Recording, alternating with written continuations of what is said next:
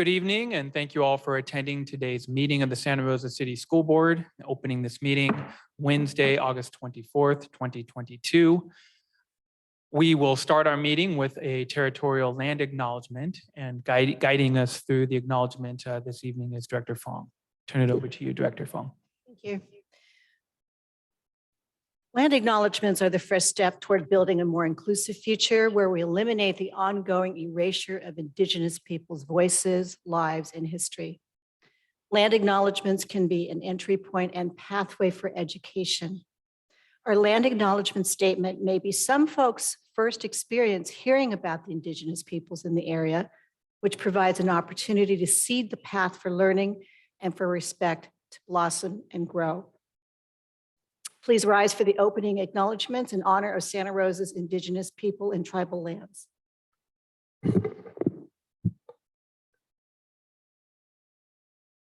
May we acknowledge and honor the Native people who came before us and still walk beside us today on these ancestral lands by choosing to gather today in the active practice of acknowledgement and appreciation for Santa Rosa's Indigenous people's history, contributions, and lives.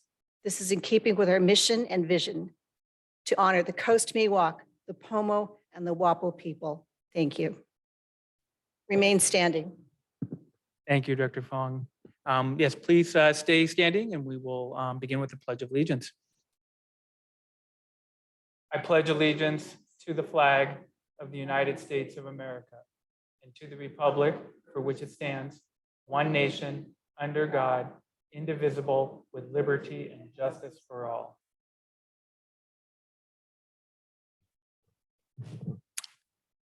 Thank you.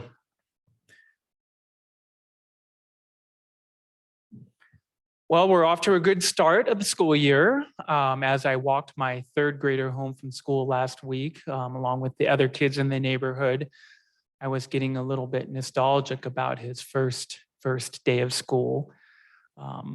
And at one point, he let me know that soon he wouldn't need me to walk him home anymore. Sob.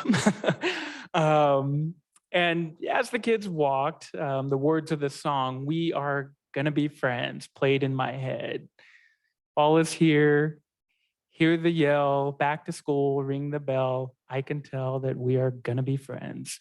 Walk with me, Susie Lee, through the park, and by the tree. I can tell that we are gonna be friends. I'm not really going anywhere with this, but just a reminder to parents and families how time passes and how quickly these days go by. So soak in every moment of it. All right, on the agenda, for those following along, we are on agenda item C3, report of actions taken in closed session. There are no actions taken. C4, items considered in closed session for actions in open session, none. C5, statements of abstention. Are there statements of abstention tonight, board? Seeing none.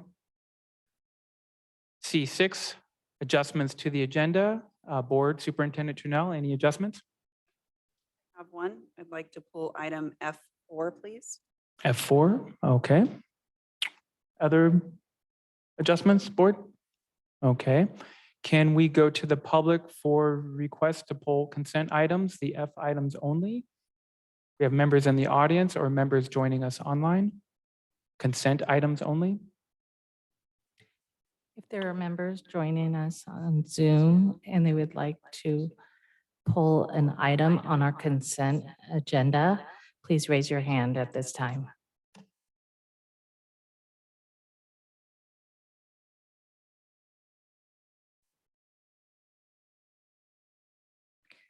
The first speaker is Jason.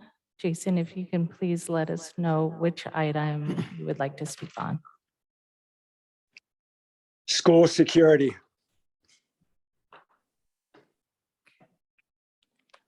Thank you, Jason. I believe that you can speak during the non-public, the non-agenda consent items, which is coming up very soon. Stick with us, Jason. We'll get to the next agenda item, the non-agenda items. Right now, for members of the public who would like to have the board address consent items, the F items only. There are no other hands raised. All right, thank you. And without objection from the board, I'd like to again invite members of the public to request polling consent items later on when we do get there in the agenda. We're going to just try it out. If there are any objections, please speak up. Okay, so now we will move on to C7, public comment on non-agenda items. Jason, hang in there. We do have some blue cards from folks who are in attendance. And I'll read the blue cards first, and then we'll go back to those joining us remotely. And if we have students, if we can have some priority of students going first. We're going to start with Shelby Dodson. Shelby.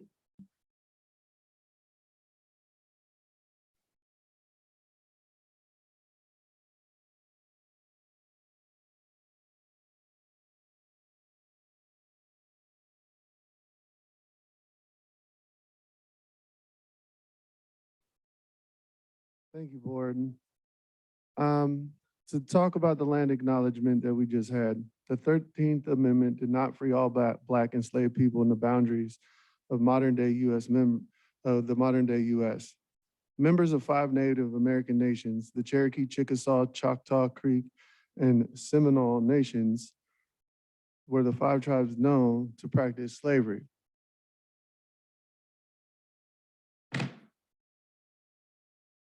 There's 2 books that I have to recommend that you read.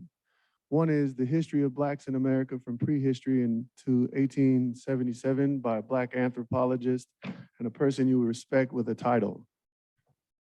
The second book I would suggest you read is The First Americans Were African, Expanded and Revised. Now, all the information in here you can read about American history that a lot of European people try to cover up. It's interesting that Christians have a lot of history, and it's some of the oldest in the world. I'm neither a Christian, nor am I a Muslim, or am I this or that, or Democrat, Republican. I'm none of that. I'm a half Black, half white man in America, sitting right in the middle, watching you guys dwindle your responsibilities. All I'm asking for is the transparency and the respect to treat people in this community who don't have a side to show you guys what you guys are missing. I don't care what you have to profit or gain from, or hey, swindle the people out of their money. Listen, that's all public information. That's black and white. But in the process of doing what's going on, I need you guys to really fundamentally think about the divisions you're creating for us as people. I don't care who you're sleeping with. I don't care none of what you're doing as long as it's not to harm children. Other than that, we shouldn't be here having these complicated conversations about what you do with your autonomy. Thank you very much for your time. Thank you, Mr. Dodson. And now we have Maria Posey, followed by Martin Geffner.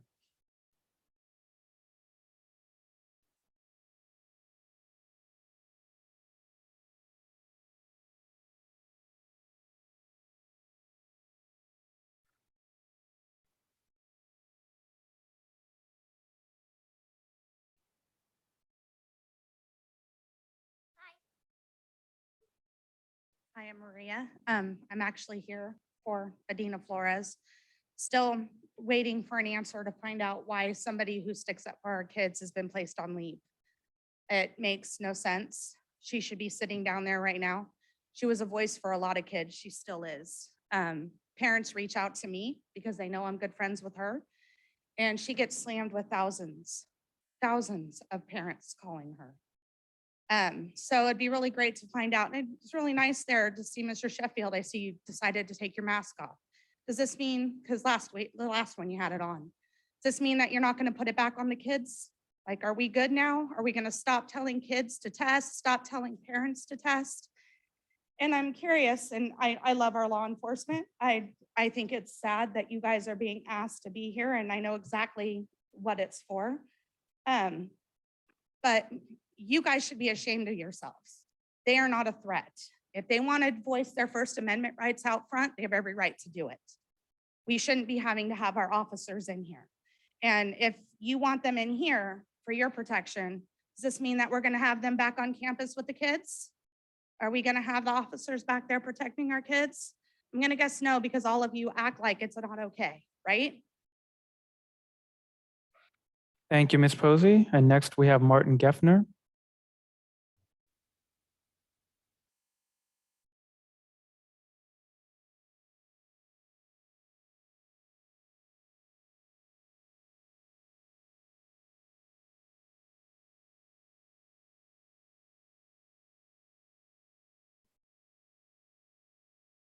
Thank you, board. Throughout my 4 years here at Santa Rosa High School, I've gotten to witness lots of new changes, from ever switching COVID guidelines to new administration, and even small changes such as new electronic signs at each school. Amidst all of those changes, there's been one constant: leaking roofs. I'll always remember walking to my freshman year English class, noticing a trash can in the middle of the DeSoto Hall. Now it's my senior year. That same trash can doesn't even catch my eye. It's filled with water every day. This is just one example of the numerous infrastructure issues at Santa Rosa High School. Perhaps the most impactful during the fall semester is the lack of working air conditioning. Some classrooms have no AC. Some have it so loud that it even drowns out the teacher's voice. It's sad to see in a school that has been held in such high esteem for over 100 years. However, due to our last bond measure, we have seen many new other changes in the school board, from new press boxes to new electronic signs at every school in the district. This doesn't make sense to me, as I see these leaking roofs every day, or the fact that when it rains during the winter semester, there's nowhere for our students to go other than stand outside. However, those electronic signs are just fine as they are. The new bond, measures C and G, also promise improvements on aging classrooms, labs, and school facilities. If the last bond did not help to solve the facility issues at Santa Rosa City Schools, we cannot count on the new measures doing anything differently. Santa Rosa City Schools needs accountability in their use of money on facilities, and giving more taxpayer dollars will not solve the issues that hurt our learning environment every day. Thank you. Thank you, Mr. Geffner. All right, now we will, if I don't see any more blue cards, we will go to our remote attendees. If you are joining us on Zoom and you would like to make a comment on the non-agenda items, please raise your hand at this time. It's a 2-minute limit. If you could please watch the timer, and I will ask students to please raise their hand first.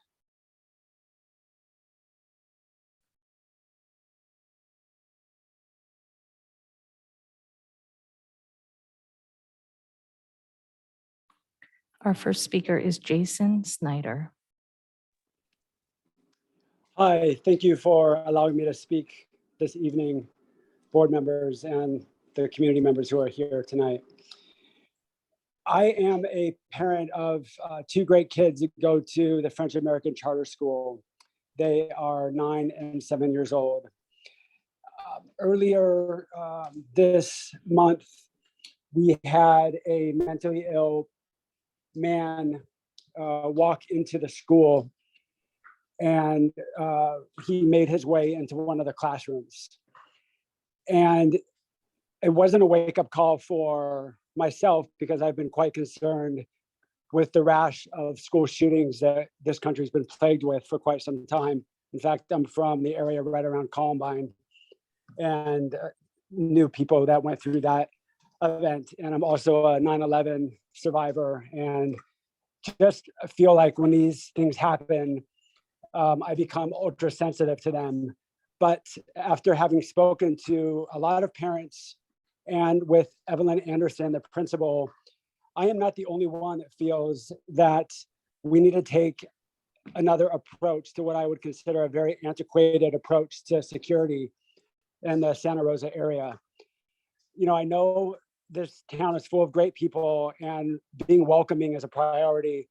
However, I think security at this point should trump the welcoming nature of having a front door of a school be accessible to anybody from the public who wants to go in.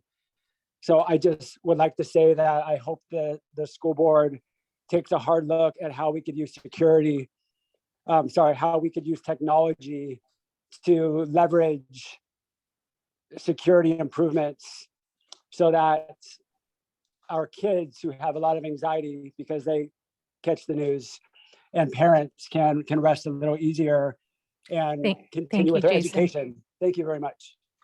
Thank you. Our next speaker is Deanna. Deanna, if you can please state your full name for the record. Hi, my name is Deanna Oliveris, and I would like to speak on a few things.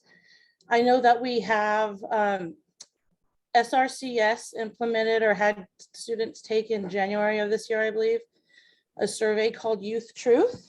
And I watched the presentation on YouTube on April 13th, and I read the contract, and that paired with the Panorama Education nonprofit or corporation, the board has okayed to spend thousands and thousands of dollars a year, up toward over $100,000 to get information. And I don't remember ever being asked if my child could take that survey, which survey questions asked things about income, gender, sex, drugs, stuff like that. And that's actually illegal. And now Bill Gates, who founds that organization, I read the contract, Panorama and Youth Truth, and it seems like they both have rights to our children's information. And I'm just wondering why you feel the need to spend all this money on information when you could just go to the source, ask the teachers how the kids are doing.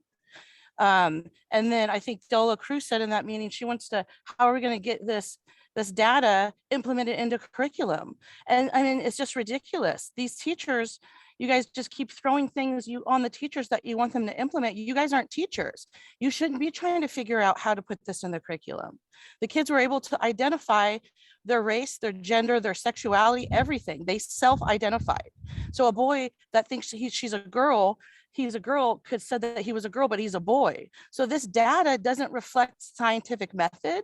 I think everyone's really confused about science and the method that we use. And these are our children. We can't chance making a mistake. And this money is going down the drain. And nothing positive comes from it. Ask the teachers, visit the campuses, ask the parents. Deanna, thank you. Thank you. Your time is up. Our next speaker is Kelly. Kelly, if you could please state your full name for the record. Hi, my name is Kelly. Just here to speak on one thing. Good evening, board. I'm just wondering how much longer this charade is going to go on to continue, being that Ms. Flores has proven daily that our tax dollars are being stolen while our elected officials are profiting. The nepotism runs far and wide within local governance. Human Resource Manager for the county, Mari Cook, held the title of Employee Labor Relations Manager at the UC Berkeley Lab from 2012 to 2018 and began at the county in 2019. That was right before the pandemic. UC Berkeley was actively receiving funding towards their eugenics fund through 2020, only up until a Black professor brought this into light. The COVID-19 vaccination campaign is a modern day eugenics experiment with the end goal of sterilizing our population. This has been in the works for decades, but our society has lost the ability to think critically. Ms. Cook's immediate family holds the patent on the probe technology for the PCR test. Mr. Ron Cook founded BioSearch Technologies based in Petaluma. This organization finalized a cooperative agreement with the CDC in 2017 to develop the novel coronavirus assay. Thousands of folks have complained about the county's health services department, yet Ms. Cook will not take any action on any complaints as she is involved in the fraud being enacted. How much longer will this all continue to go on and be a lie? Thank you. Thank you, Kelly. Our next speaker is Dan. Dan, if you can please state your full name for the record.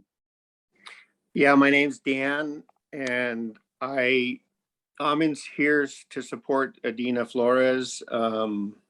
Like many have the previous couple meetings and stuff. We still don't get any answers from you guys. When will we get answers? So I guess I shouldn't even speak to you guys. What I would like to speak to is those that are on tonight listening. I'm going to be a grandfather pretty soon. I don't even live in Sonoma County, but Adina has exposed so much corruption going on. And I want to encourage those of you who are on tonight these people took an oath. The police officer there, I thank you for your service. And you took an oath as well. And I just want to encourage those of you who have taken the oath to abide in it. There's so much corruption going on, and we're not getting any answers from you guys. And to the parents out there, I want to encourage you to go and get involved in your school system. Look and see what's going on. I know many teachers. I'm friends with a lot of teachers. I'm friends with teachers that are about to retire, and these teachers are saying these kids are 2 years behind in their learning and their academics, and the nonsense that's been going on. And I can't wait until you guys say, I'm not going to abide in these illegal mandates. You know, we're in phase 3 trials of this. This isn't even FDA approved, and I fear for the people that are going to suffer from these vaccines and stuff. So Adina, I love you. Keep it up. Thank you, Dan. Our next speaker is Cindy Jewell.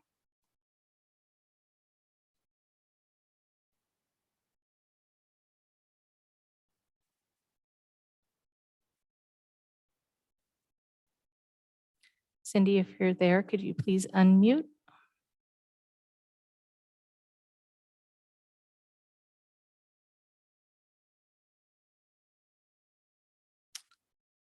Looks like we'll come back to you, Cindy, in just a moment.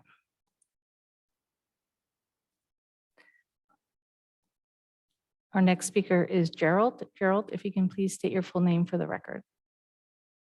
Stall. You guys hear me? Yes. It's kind of funny, you know, I see here and I listen to all these parents, they're calling in, and, you know, it's you as the board that looks really shitty, you guys. You guys have an officer in there protecting you, and there's not one at the school protecting my child. I mean, is this a joke? Are you guys seriously going to literally have an officer in there protecting you from people speaking? But you guys voted that cops ain't even worthy to be on the school campuses for our children. I mean, I don't even think I think at this point we should just start picking you guys apart as people. I mean, what should I start with? Omar, he has no vested interest in anything. He has no kid in this school. He has no kids, period. As far as I'm concerned, he still lives with his mother. He doesn't know anything about like Ed Sheffield. He went there and walked his kid to school and had a good time. Omar, he'll never experience that. He'll never know what parents go through on a daily basis, but yet he sits on this board. I mean, what is the purpose of this? You guys got to really think about it. That's all I got to say. Thank you. Our next speaker is Lisa Brown.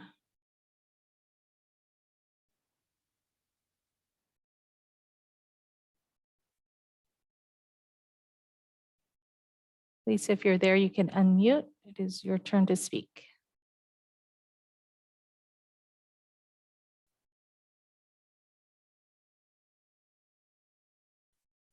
Okay, we'll try back again. Our next speaker is Jean. Jean, if you could please state your full name for the record. Hi, my name is Zhenya Nemirovsky, and I'd like to speak on behalf of Adina and just the medical freedom. So it's at this point public knowledge that CDC has stated on their website that there's basically no difference in guidelines for vaccinated and unvaccinated persons. And logically, what that means is that vaccines basically have no effect, in other words, right? If you really think about it.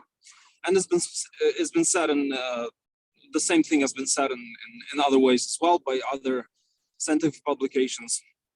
There are over 150 studies that show that masks, especially cloth masks, actually have no effect. In fact, they have a negative effect because there's bacteria that accumulates inside of the mask, and it lowers the immunity, human immunity, by 17%. So, and there's studies coming out of England that say that excess mortality rate, which is just general deaths, have increased threefold ever since introduction of the vaccines. So when boards keep pushing these so-called mandates and restricting medical freedom, you have to really think about it. What are the reasons they're doing it in light of all these studies? Are they just following orders? Are they taking money? Or are they just stupid? And you have to think about the future, because a lot of this will come back in all kinds of ways, spiritual and material ways. Thank you. Thank you. We're going to try Lisa Brown. Lisa? Hi, can you hear me this time? Yes, we can. Thank you. Okay, sorry about that. I just want to mention a couple things.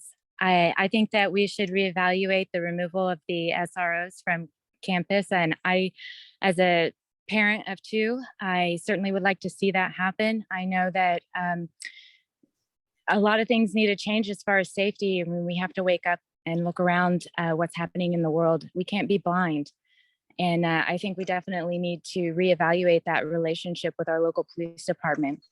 I also think that after reviewing my students' handbook for middle school, we could pick better terminology for the handbooks, such as removing the terms cut and cutting, as they are sensitive to families dealing with mental health issues and do not accurately reflect their usage in the handbook. Terms such as demerit, penalty would be more appropriate and would also convey a more accurate message.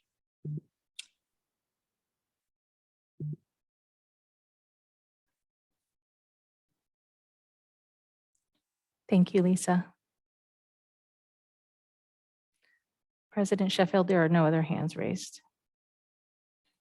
Thank you. And thank you to all who spoke with your issues and your concerns. We are moving on to our D items, our reports. We'll start with California School Employee Association report. Do we have President Mary Lehman? There is no report tonight from President Lehman. Thank you. All right. D2, Santa Rosa Teacher Association, SRTA, President Catherine Howell.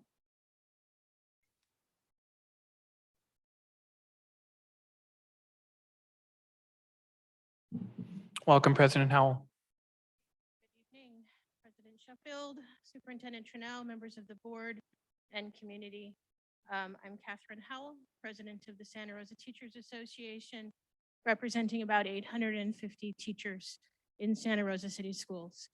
I want to start tonight by recognizing and remembering Elizabeth Brennan, who passed away. She was a teacher in our district for 17 years. Most recently working in the independent study program. So we just think of her and her family. We're glad to have so many new hires listed in today's personnel transactions. We still need more people, and we recognize that the number of new teachers and administrators that were hired this year has created a bit more confusion at the beginning of our school year than is maybe normal, whatever normal is. COVID seems to have changed most of our procedures and processes, and many of our administrators are seeking answers. So we thank the board and this administration for continuing to give our site administrators the information they need to treat our teachers fairly and to follow our contract.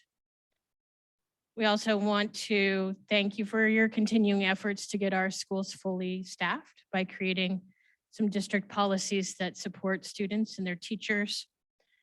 We have huge gaps in our staff with vacancies in counseling, which is very concerning, especially at this time when our students need mental health support more than ever. The counselors who are in our schools are being asked to do the work of the vacant caseloads, and they're being very slowly or maybe very quickly pushed to their breaking point, where they cannot sustain the very large numbers of students that they're asked to serve each day with the very large number of students who are truly in need of their support.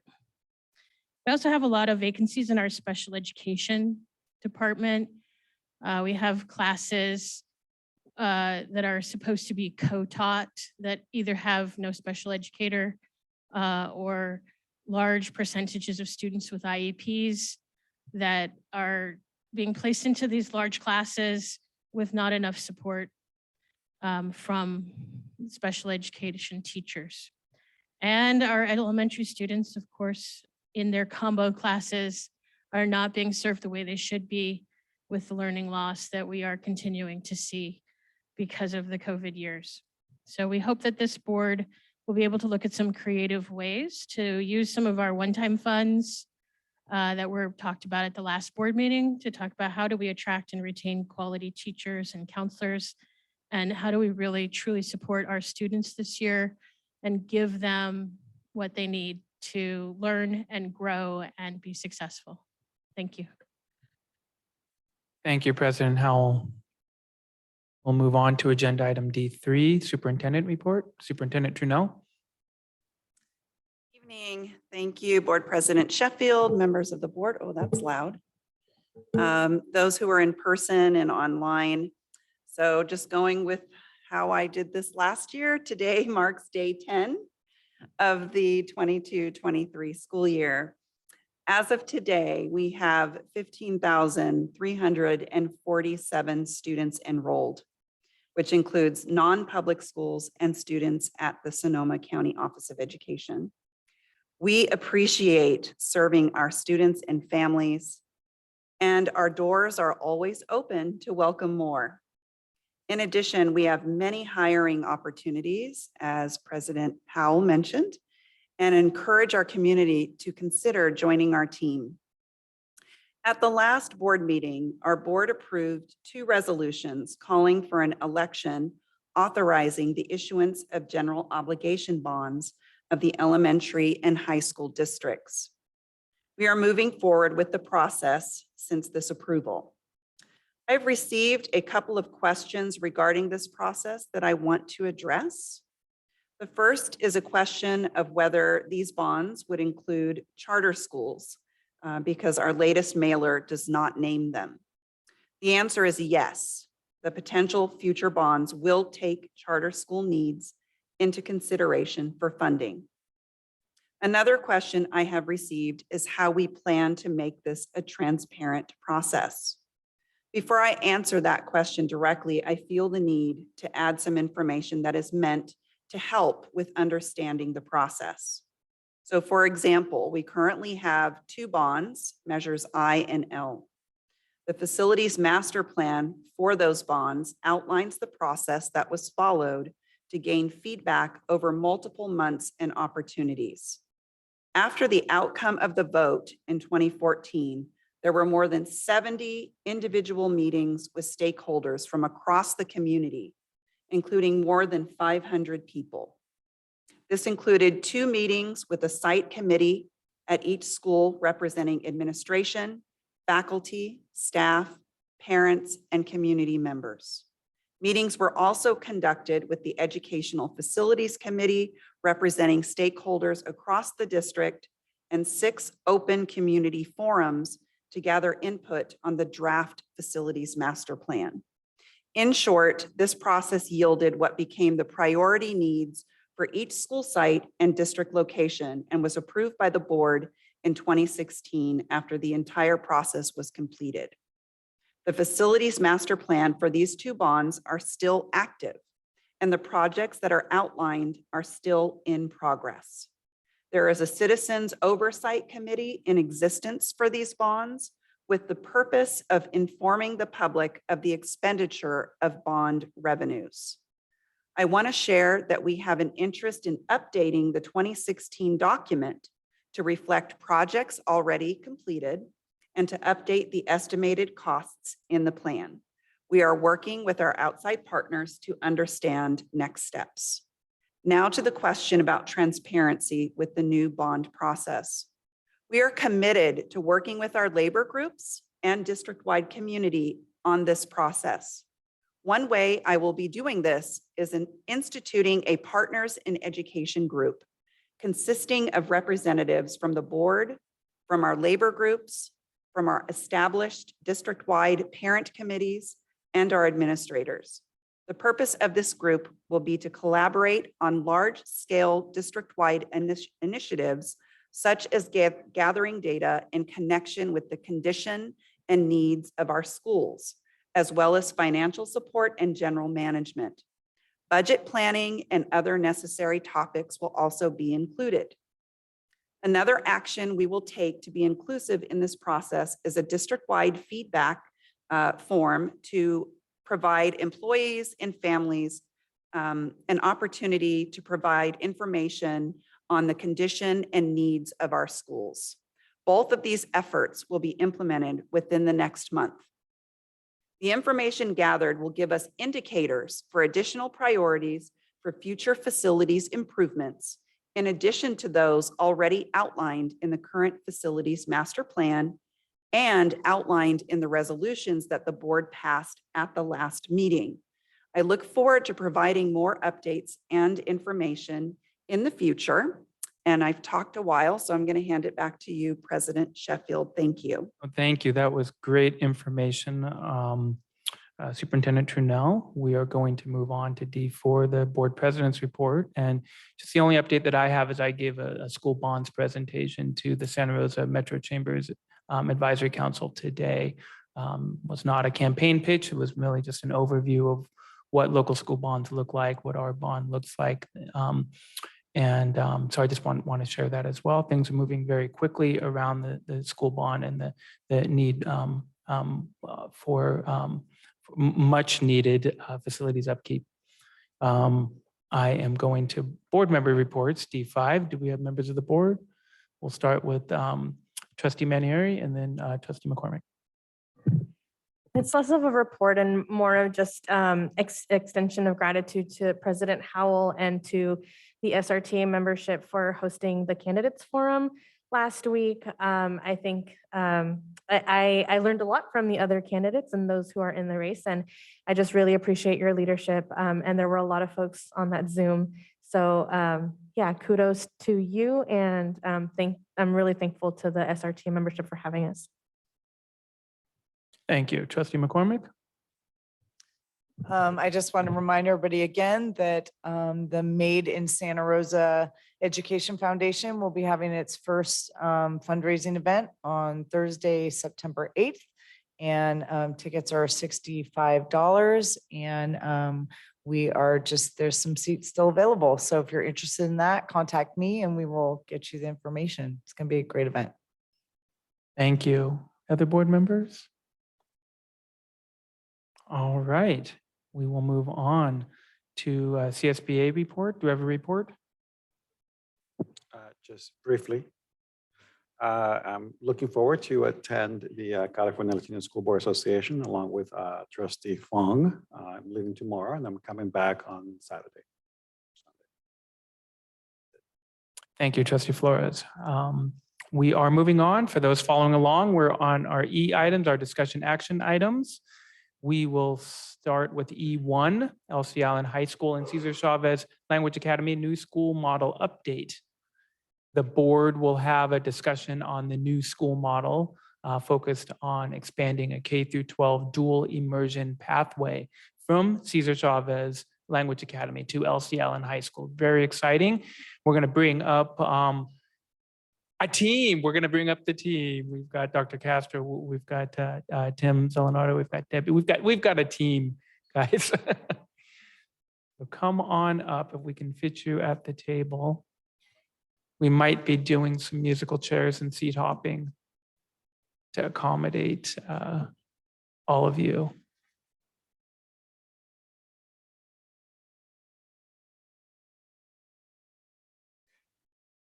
I think we've got a couple more chairs. We'll bring over a chair.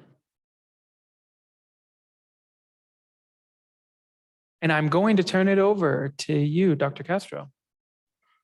Good evening, President Sheffield, members of the board, Superintendent Trunell, Santa Rosa City School educators, students, and families. Tonight, the Division of Educational Services would like to share an update on the new school model at LC Allen High School.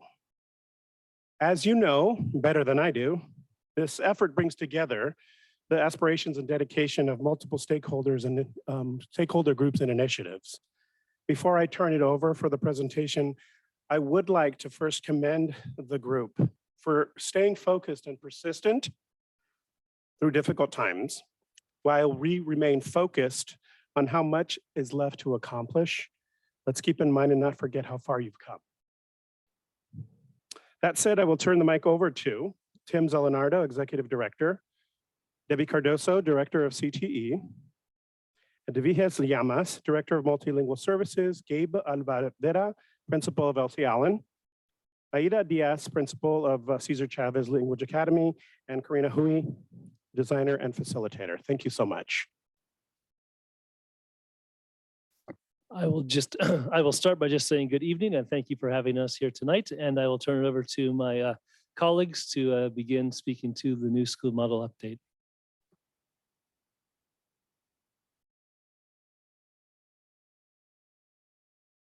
Hello. Hello. Hi, good to see everybody. Nice to meet you, Ever Flores and Julie Bui. Everyone else I've gotten to present to you in 2019, January 2020, and in March of this year, I was behind the scenes, hiding behind our amazing CCLA and LCLN design team members, but they spoke to the work, and I'm happy to be here tonight after a long pause due to global pandemic. So initially with these first slides, I just want to review and kind of catch us up to speed, but I'm not going to go into too much depth because our students already spoke to these things. But I just wanted to share that the work of the CCLA LCLN design team with the graduate profile work that they did of collecting interviews, doing interviews in Spanish and English, and getting the voices of students, families, staff, etc. That is a North Star. And the pieces related to building that dual immersion pipeline from CCLA to LCLN, increasing the programs we have for newly immigrated students, enhancing and expanding the CTE offerings fit under that larger umbrella. And that all of the existing programs that LC is so proud of, from the university program to ethnic studies in 9th grade, to the athletics, to AVID, to restorative justice, and more. There's so much more happening on campus. This is not even a comprehensive list. But we just wanted to bring this picture back up because I think that there's been so many resources dedicated to this part of town, and there's so many different names and initiatives that I just wanted to paint the big picture that nothing is going away and we're not adding a new thing, but that this graduate profile that captures what our students and families and community have weighed in on are now the North Star that inform the direction that all of these pieces of LCLN High School are serving. And just a review of our design team journey in March 2020, which is that third ripple, you heard from our CCLA and LCLN design team students. So you already got to hear about that first 9 months that we built the LCLN CCLA design team. You saw the list of folks in that last presentation. Our CCLA and LCLN students are multilingual and so talented, and their hearts are so big, and they wanted to interview students in that top photo in Spanish and in English to capture as many perspectives from across campus as possible. And then in the spring, we brought in parents. We sat with parents at CCLA and did a Spanish only meeting. Then we did an English meeting. Staff from both schools, community members, the CTE district advisory committee got to weigh in, and you got to see some of in the attachment to that previous board meeting that how the multiple stakeholders' thoughts align with what our students really want. Today, what we want to go a little bit more in depth with is the steps that we've taken since then. In June, we had our CCLA and LC staff volunteer to spend some days over the summer to start putting some thought into bringing this graduate profile to life. And students who could have been playing video games, chilling out, participated in that. And Lori Fong got to come see on one of those days, as well as Superintendent Trunell. So you were there. In July, we had the team leaders retreat. So we're going to share a little bit more about how we're handing off the leadership to site and building the capacity of the site to lead this work. And that this year, we're very intentionally phasing me out. And this plan is through the leadership of the folks on campus to bringing this to all of LC's staff. And you'll hear a little bit more about how we're building that connection to CCLA as well.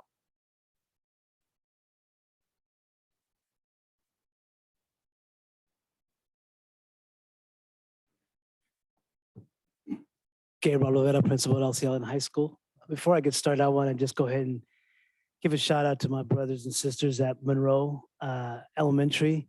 My daughter just graduated from Montgomery and is going to San Marcos. I'm leaving tomorrow afternoon to take her. But a new generation of Albaveras is starting at TK at Monroe. And so I'm excited about that. The guy's on fire. But needless to say, he's already learned ABCs, months, days. He's crazy. Everything's great. But anyways, again, just to reinforce and really, more than anything, honor the work that not only our whole district is doing, but obviously with the leadership of the board. I think it's one of the reasons, obviously, that we decided to have our grandson start at James Monroe. So thank you to Mary Fagey, his little TK teacher, and the principal, Catherine Storrell, good friend. So the graduate profile. So this is what we, as a design team, came together with the needs of our students. This was the words of our students from everybody that was at CCLA as well as LC Allen High School. And this work was gathered up, the information by all our students, like Karina said, in both English and Spanish. And we decided to keep it and honor both languages because of the importance of making sure that we honor the assets that our students are bringing to our school. So we presented this to our staff in May. Again, it was a little bit of a mixture because I think there were some little concerns, but as we go on, we'll explain a little bit more of how it ended up happening. But I think some of our staff, you know, especially with the students, and one of the things that we were very conscientious that we did is that we were really looking at our students at the margins. And some of the students that were part of this group were not the students that are going and getting good grades right now. And so there was a lot of questions by our staff as to why is it that you're getting the voice of the students that aren't even in class? And my response to that is that's why we're getting, because we need to find out why they're not going to class and how we can best support them. And so this work was long, was hard, but needless to say, when we presented it to our staff, they understood at least where it was coming from. And that kind of laid the foundation of the direction that we were going to take. Next one. Speaking of our staff, I think what's really exciting is that we had, I think I counted, we had 22 LC Allen High School staff members, 9 CCLA staff members, and a number of folks who were interested, but the schedule just didn't line up, who participated in 6 days in June to start thinking about bringing this graduate profile to life. And one of the things I wanted to remind everyone, because I've shared a few times with this board already, but that the co-design process and being committed to creativity and equity sometimes looks like it takes longer. But the reason that we're moving this way is because I'm always thinking about sustainability, and my work is done when the school got it, right? And so some of these steps might feel like, wow, you took so much time, but my goal is that ultimately it'll last longer because our staff are sharing ownership of this. So wherever I could, I co-facilitated. And we wanted to help illustrate to the staff of CCLA and LC that their colleagues have expertise, their colleagues have leadership. And so my philosophy is always that every community has all the creativity they need and all the understanding of all of their needs. And my job as a facilitator is to just ensure that we're listening, that I'm holding space for that collaboration across difference, and that I'm keeping us accountable to creativity when the day-to-day grind and trauma and survival means that the dominant cultures may be moving in the opposite direction. So what we were doing to take advantage of the space in the summer was to give space to our atrophied creativity that we haven't been able to give love to, and really step back and think. So the big questions that we dove into in June were, all right, so given these skills, what does that really look like and feel like in action? If we're walking through the hallways next year, what are we seeing? What are we feeling? So that we could move towards the conversation around assessment. How do we know that students are learning what we want them to learn? Especially if the skills that our students have identified have not been typically assessed on traditional assessments. Some of these skills you'll see you can't measure on a standardized test. So the conversation became, if we're trying to measure something new, how we measure has to be new too. How do we open up that lens? The third one was, how can we use the joy and space of summer to imagine and really activate our greatest imagination and think creatively about how we can create these learning experiences? And especially with the funding from CTE Foundation and the ARPA grant, how we can leverage CTE type experiences like the photo in the middle on the bottom row. That's Molly and Cara from our CTE team, right? How do we think about the fact that a lot of these existing programs have elements that we can leverage towards bringing these skills to life? On the bottom right, that's a social studies teacher, Katie Chesbro, and Dan, a CTE teacher, and sharing that there's already been content areas collaborating with CTE, right? So, and our students, they're shown on the left. So a really important piece of June was that the restorative specialist co-facilitated with me. See that on the top right, the circle piece. And having these presentations by LC colleagues, I think was really exciting because people are like, look, we've been in these silos, but also it's really great to acknowledge, and I want to acknowledge that when we say, hey, we're building a brand new school model, there's also so much existing expertise, joy, experience, prototypes that have already happened that we can build upon. And I think it was really important for them to see from each other that there's examples from campus. Because often it's easy to be like, oh, Karina built these schools and did all these things, but she did them over here. And for me, it was really important to not bring my examples and impose them, but to really have the community turn their eyes to what we already have going on and how we build from there. Before you change that, real quick, I want to touch upon three things on this slide. Number one, we started every day in circle. I think that's extremely important to acknowledge because again, some of the staff that participated was not used to that form of work. And to hear some of our staff say, Myra, I didn't know you did this. It was incredible because we don't know what each other's doing in a big organization like this. Number two, the projects, another good example. I didn't know you guys did this in CTE, and to hear our teacher, Molly McAllister say, I give, long-term projects because I understand they need support through that whole thing. And I evaluate at the end, I don't evaluate through. That was extremely important. And the third thing, and one of the most important things, I think, LC and CCLA working together. That has, even though we've done it like with English and in vertical articulation, we've never done it in a professional development way in the summer. And that was a first as well. So here with our graduate profile, and I jotted down some notes just so I wouldn't forget, but, again, kind of like Karina said, in this professional development, we're here at VJB Winery, and we ended up making sure that we work together on this with our department leaders. And part of that work is the same way that we want our teachers to be able to give our students voice is what we try to model as administrators with our team leaders. We wanted to give them not only the voice, but give them the tools and the capacity to be able to go back to their departments and be able to lead them through this work.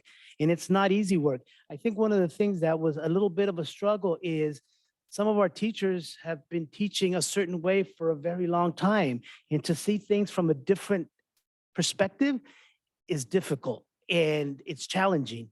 But our team took on that challenge and did phenomenal work. Again, one of the things that we had decided on that we were looking at and we're asking for them is, we're not saying get all those graduate profiles.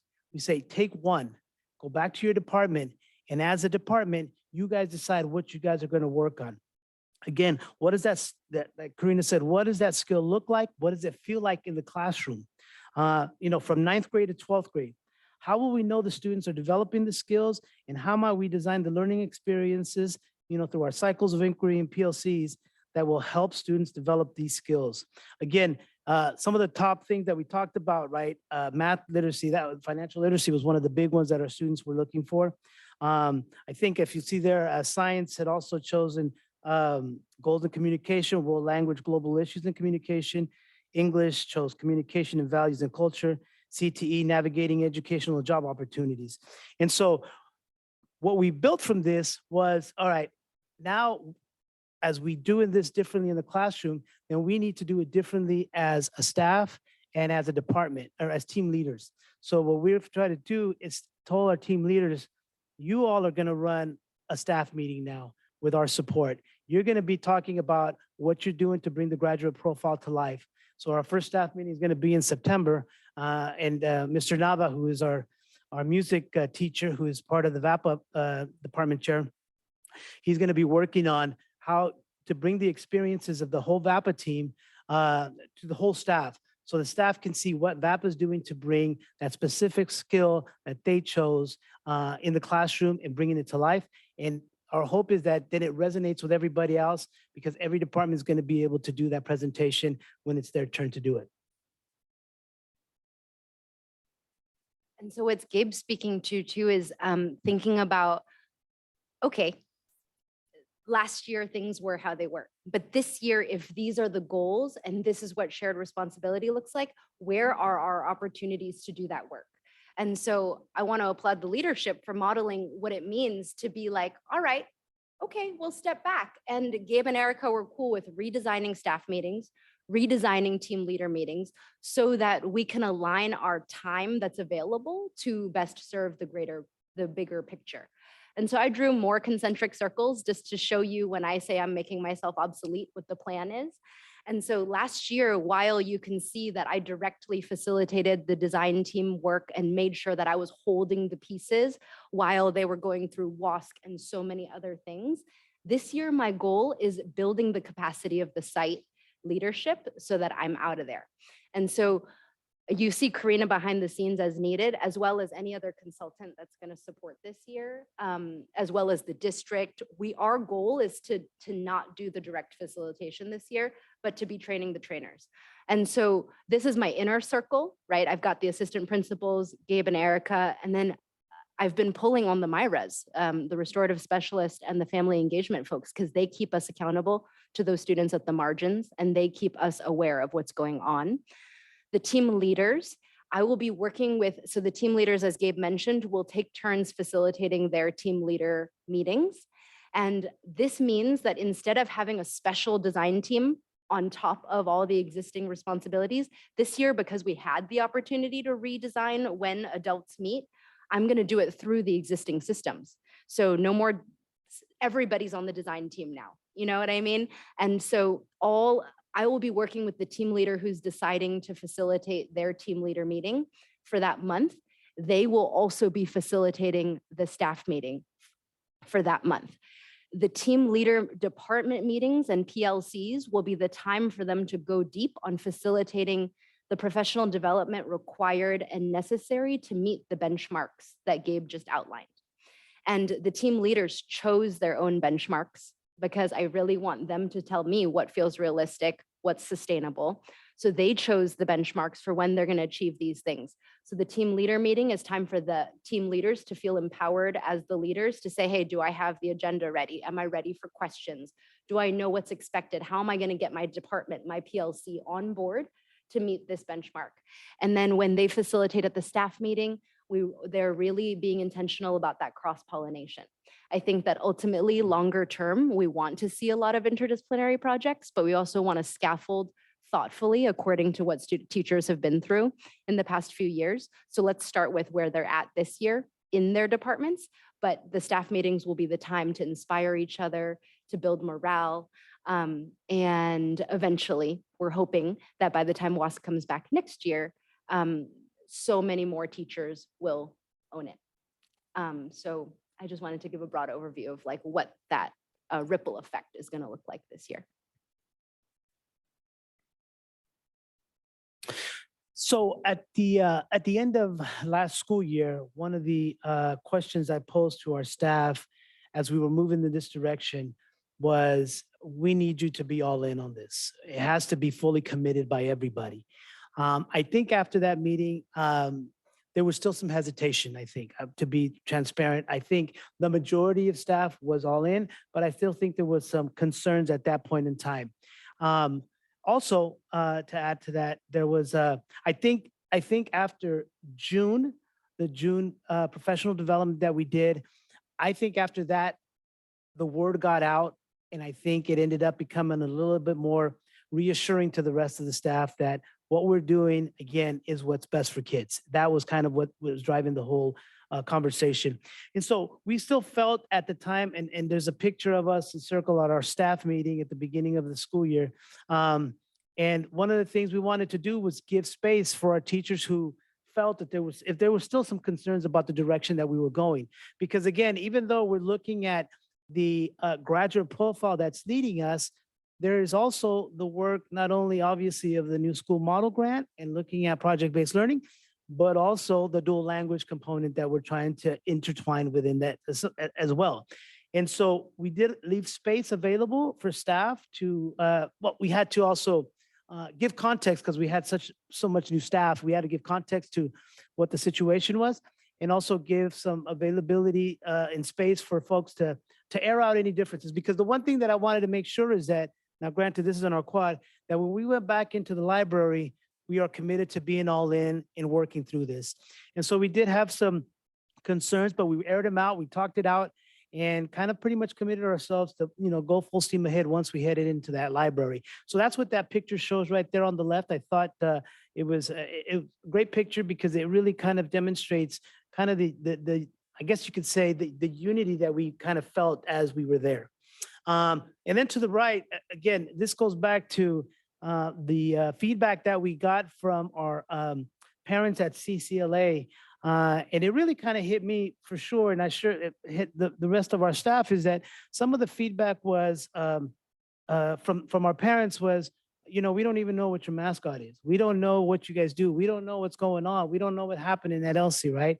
And so it really took us by surprise. And the other part of it was there was some staff members there that also said, we don't even know the staff that's there, And so one of the things that once Principal Diaz got on board is I said, hey, let's get us together. Let's see what we can do, right? And so thank goodness, and no plug here, but Lola's Market and David, the Ortega family, sponsored a luncheon and did a phenomenal job to bring us all together. And by the way, the Ortegas went to cook, so there was some history there.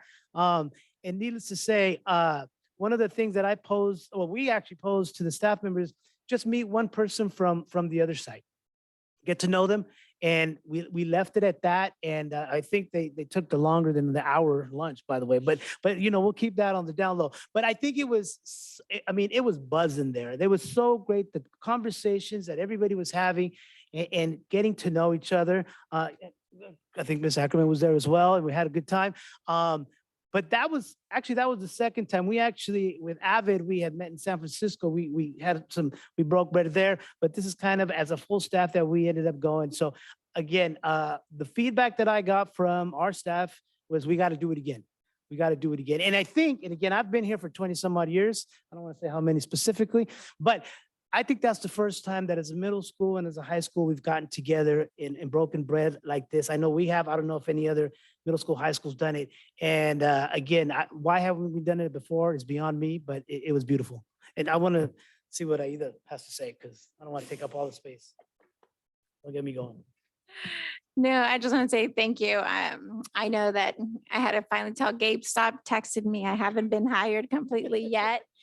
Over the summer, but it was fun to come together. And, one of the visions that we have is that with anything we do, this is just a starting point, right? So one of the feedbacks from our staff was, let's make it bigger. Let's include all the staff, classified included. And not only that, but now we want to reciprocate. And, of course, it is a competition. We'll, bigger. No, I'm just kidding. So we'll be planning something for the LCL and staff, hopefully in the spring. Give me a little time to adjust to all this and to get my bearings right. But it was just nice to see and to meet the staff at LC because we started communications, right? I had teachers coming up to me and saying, hey, can we do this? Can we bring some rallies to your school? Because we used to do that at San Rosa Middle from San Rosa High or Pioneer. They would come and, show what rallies at the high school are like. So, just starting that conversation, I think it was super important. And I think, we just need to continue it full steam ahead. So thank you for that. Good evening, Debbie Cardozo, Director of CTE.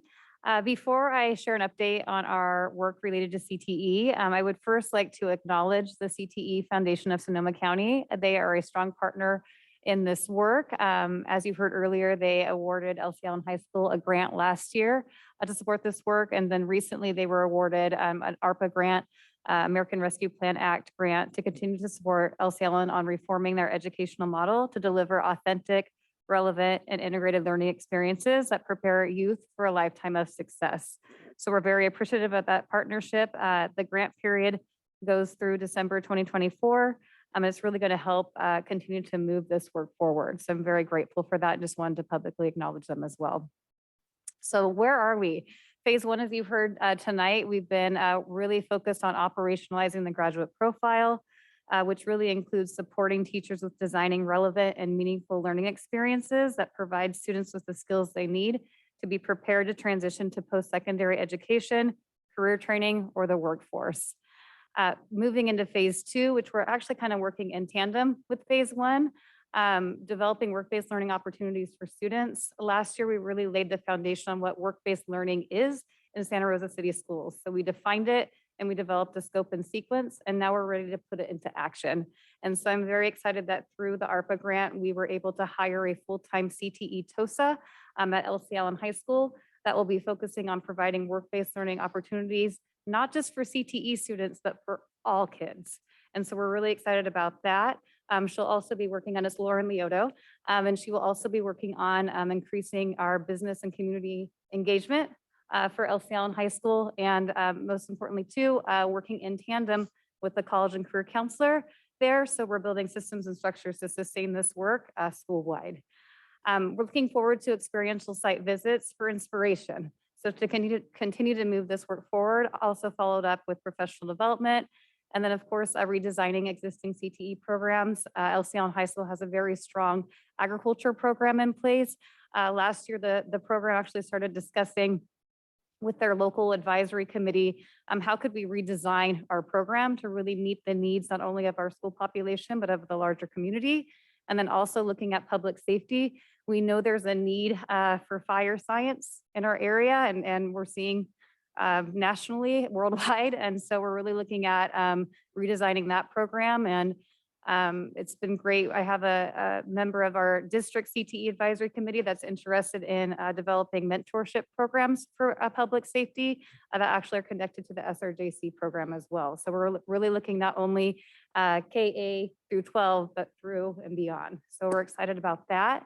And then moving into phase three, designing and implementing new CTE programs. So the two programs that we're focused on right now currently, one is education. As we know, there's a need to develop future educators, and we want to take a grow your own approach at LC Allen High School. So we are looking forward to developing that program with the intent of inspiring students to come back and teach at LC Allen High School. An exciting component of that program too that we're looking into is utilizing that program as almost a new design team to really serve as kind of the checks and balances of this work moving forward. So that's exciting. So the students will continue to be at the forefront of this work, and their voices will continue to be elevated. Another program that we're looking at is health science, again, high wage, high need area. And so we're looking forward to seeing how that will develop and unfold and possibly get connected to the health clinic there on site as well.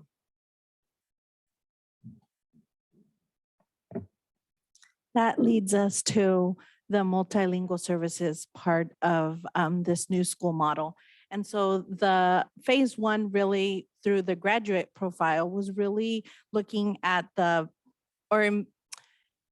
bringing together the vision of multilingualism and multiculturalism for dual language programs that incorporates the concept of additive bilingualism. So it's really the asset-based experience for our students. And so in phase one, this work needs the relationship building, and then really looking at listening, doing this with our students instead of to our students and also to our staff. That leads us to phase two. A lot of the work is in progress now.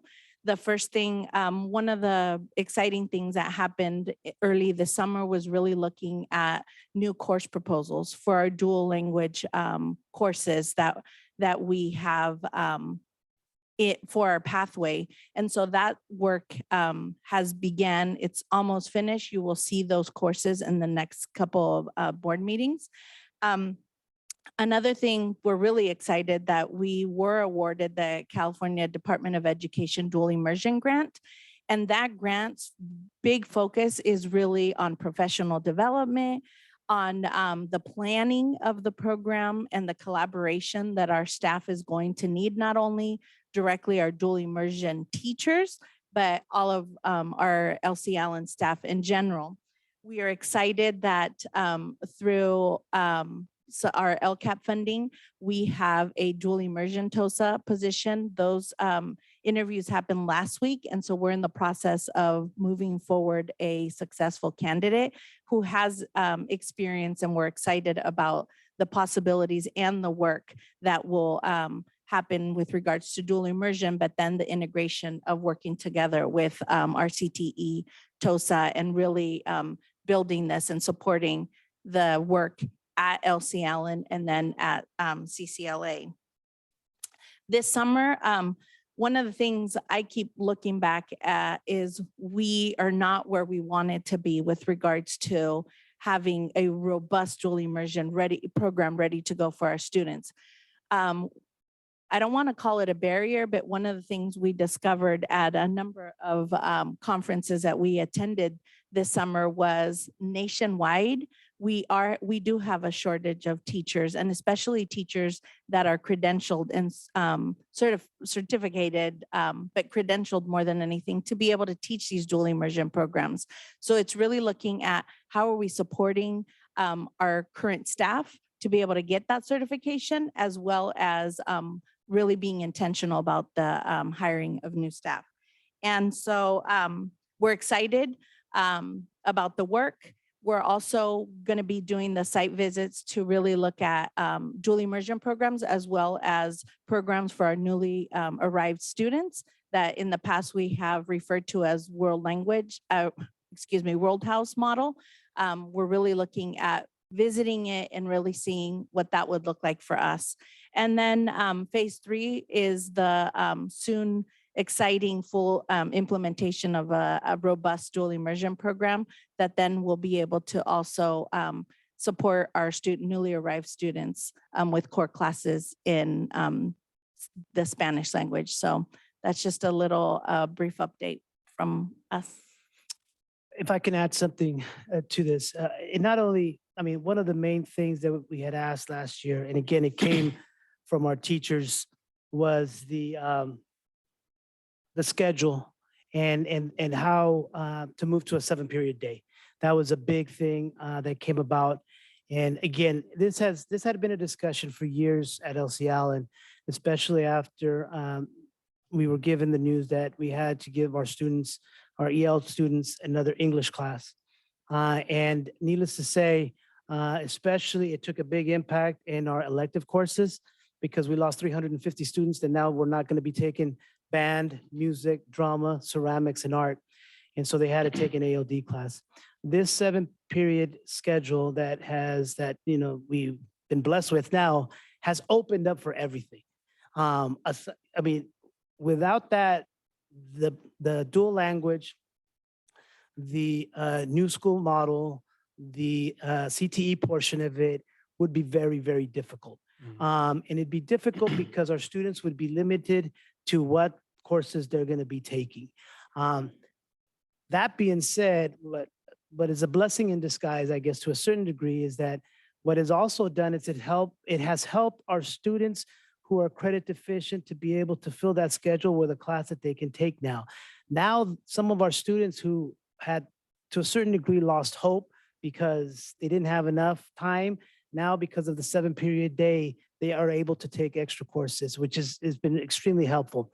But again, I think that was, like I said, that was more of a blessing in disguise. Our focus had been initially based on the fact that our ALD students did not have, in some cases, didn't even have one elective class. Now we're seeing, and we can get those numbers, but aside from one, some of them are actually getting 2 elective classes along with the 2 English classes that they need to take until they pass the LPAC. So, and yes, our dance, music, and arts, all just popping at the seams right now. And it's been great. It's been great because, it's not all, we all have to do the work in the classroom for English, math, and science, but, you like to see the kids out there dancing. You like to see the kids out there playing music as well. And so that's what's really driving them to not only continue with going to all their classes, but giving them hope for graduation as well. Well, thank you all for the exciting work that you're doing and this exciting presentation. I'm going to bring it back to the board. I have a lot of questions. I'm going to start us off with just one, and this is around the teacher shortage issue, and we know that that's a challenge. I'm just wondering what needs to be done and what can we do as a district to sort of help speed things along in this process. We know, that we have so much momentum behind this. We don't want holdups. We want to move forward, and what can we do? Well, right now for us at LC, I think we're short 1 or 2 teachers. Surprisingly, it's not that bad right now. The problem is as we move forward in regards to the dual language part of it, it's the credentialing and the certification, and that's tough. Now that being said, we know that Santa Rosa City Schools has a lot of secondary teachers that have the credentialing, and that could be one possibility. But another possibility, one thing that we ended up discovering when we went to ATDLE down in Riverside was that some districts were paying for the credentialing for the teachers as an incentive to get that credentialing. Yeah. And if I'm not mistaken, and again, I could be wrong, I think it's like $1,000 to be able to do that.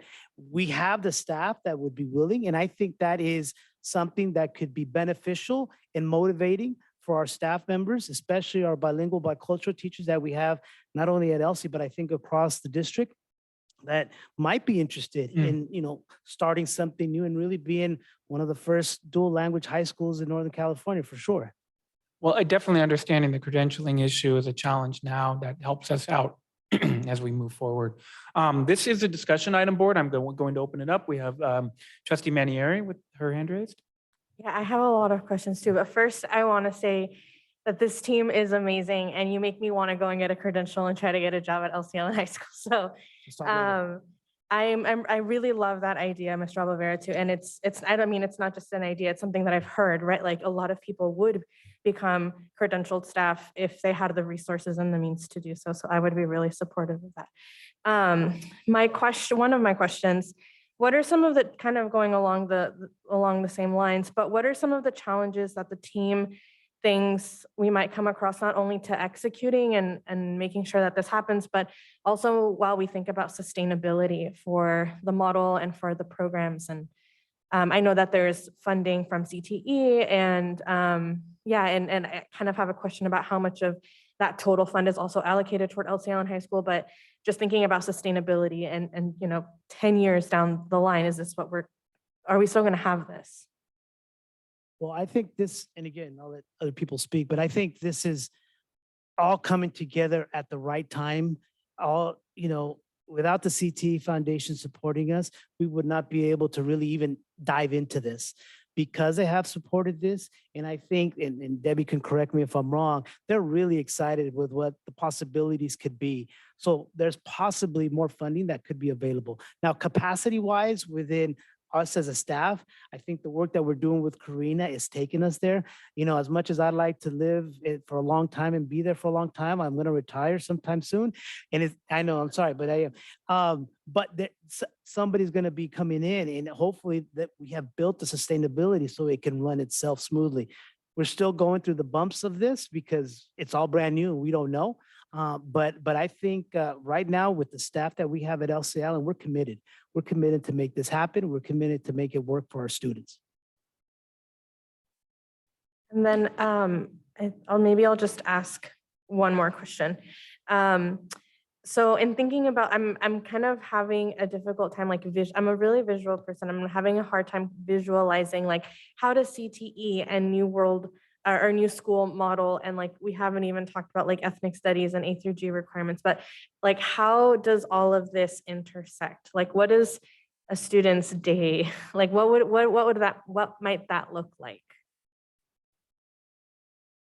Well, I can just touch bases on a 9th grade student as an example, especially now with the 7-period day. 9th grade ethnic studies with Mr. Salinas, right? Doing great work there. In that class, we have some EL students that normally would have that English class and another English class, and they'll take another English class, I don't know, with another English teacher. And now you have the possibility of an elective. Okay, if we use the CTE way, ag mechanics with Ms. McAllister, building project-based learning there, and possibly even art if they choose to, or music with Mr. Nava. And then you have your math, your science. So where normally it might have just been 2 English classes and 1 elective, now it could be, and especially that sophomore and junior year, students have to make a decision. Am I gonna go music or am I gonna go, art? Now they won't have to make that decision. The key for us is gonna be able to make sure that we do what best we can so they can pass the LPAC sooner so that they can have more availability for classes, in their, sophomore, junior, senior years for sure. I would add, this is a great question, that there's short-term and long-term goals. So I think that in the short term, we don't want a graduate profile to just be on a poster on the wall. That happens a lot. And so right now what we're doing is we're streamlining all efforts to be meeting that North Star. So anything that your department is already going to do, like I'm just going to carry on for math, those folks have been through the June and July work of imagining new things, are adopting new math approaches, different warm-ups, different projects to make sure that the existing work is, nobody teaches every standard, right? How do you prioritize the ones that will help us get to the North Star of these graduate profile skills? So I think in the short term, everyone's redesigning and looking this year at their current work and choosing a graduate profile skill that their department really wants to bring to life. And is really focused on, we're using our design teams and every meeting as like this year is a design cycle, So how do we keep examining our learning experiences to make sure we're really bringing those skills to life? The exciting thing about LC is that some of those classroom walls are meant to be removed. And so as you could see, we're also starting to plant the seed of interdisciplinary teaching. If this staff was willing to pass a 7-period day, and in the schools that I've built, the schedule is another opportunity to manifest your values and what you're trying to do. So maybe in the future, there's more intentional interdisciplinary projects and teaching. We've played with ideas of cohorting a group of students to have a certain interdisciplinary experience, but I don't think we're there this year yet. I think that this year we want to do what's right in front of us and then be simultaneously planning for bigger, more walls coming down, more ideas. And I think that that's the work, is to keep playing with that. And we're including non-just team leaders, but we're bringing in all, like I said, all the existing programs. The University Center is already supporting graduate profile skill number blank. Same with Compact for Success with Sonoma State. So all these existing programs, we're also trying to really pull out and make more explicit. This is how you serve this skill. And I think that with the commitment of staff meetings to be for cross-pollination, that more folks on campus, more of adults can understand what's happening on campus, can point more students to more opportunities, and that we have a better snapshot of like, it's who's really holding responsibility. Everybody is. This year, let's start with 1, do it well, but across all the departments, each one is accounted for. And then eventually, hopefully, that move towards all staff is really the goal, is every staff, everything you're doing can be articulated towards how I'm trying to bring this graduate profile skill to life. It sounds like you've kind of engaged in some asset mapping, which is such a powerful tool for creating systemic change at the level that we're trying to make it happen here. So that's awesome. All right, we have Trustee Fong. having got to visit some of the early summer workshops for staff, that I saw and I felt and I heard the excitement and the willingness to go there. How can we make it different for kids? So I do see status quo structures as English class, this class, this class, this class. But it sounds like you are empowered and excited to do things differently based on student voice. So I support that, I applaud that, and I'm right behind you. You know me about always blowing up those silos that are barriers for the kids. So just, I think the word is urgency. You're moving as, somebody said it today, moving as fast as we can trust, something like that. I saw that trust. Congratulations to all of you. I see this leadership team. I'm very excited about this. So I have it's just one question, which you probably answered a long time ago. What supports the 7-period day budget-wise? And how do we do it for this school? And how do we do it for more schools? Because that is a barrier, the 6-period day. I'm sorry, but can you repeat the question?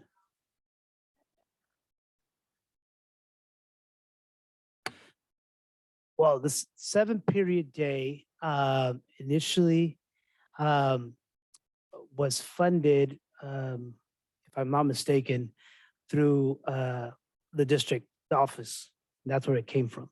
I think there was some misunderstandings initially that maybe we were going to pay it, or for the extra staffing, but that's not where it came about. Now, our hope is that at some point in time, we will be able to do that, because again, the work together with CCLA, our hope is that the students that are going through that are going to be coming to us. And so we're hoping that once that happens, and once we start, really getting together, and the families at CCLA see and hear and feel what we're doing, that they will matriculate to us and not go to whatever their school of residence are. So that's our hope right now. And if I can just add, and correct me, but I believe when it came down to it, there were 4 additional FTE that was funded in order to make the 7-period day work at the site. So there was an increase in that particular cost, which is one of the reasons why we really were challenged by considering the 7-period day to begin with, because we knew we would have to grow FTE and understanding that we are still experiencing declining enrollment. So I think for future thinking, when we're really looking at the barriers that impede kids from their opportunities, and the 7-period day may take away some of those barriers, how do we extend that to all of our students who need it? That's the challenge, of course, right? You know that. Because it really is a lot about the barriers that are keeping kids from their opportunities. And then again, thank you so much to CTE Foundation. All right. And Karina, good work. Yes, all of you too, yes. Trustee De La Cruz. Thank you. Thank you so much for the presentation and for some of the explanation. I really love the kind of working across school sites. Love the idea of lining up, what happens at CCLA, again, from an asset frame into LC. I'm also thinking that, there's a lot other educational institutions have also begun to do away with remedial or kind of regular ed classes. And that's tough in some ways for kids to like, for example, this summer, the JC math classes that would have allowed kids to kind of move into some of those other math classes in high school and make up some of those credits went away. So I'm just wondering, is there a vision for also connecting from essentially 7th and 8th to high school to the JC with this same idea of, community educational institutions that see each other, know how to navigate each other, and are helping our, our students and our parents to navigate, as well as our staff, right, to navigate ways in and out of those systems for all kids with that asset frame and with that kind of like longer term vision for their success.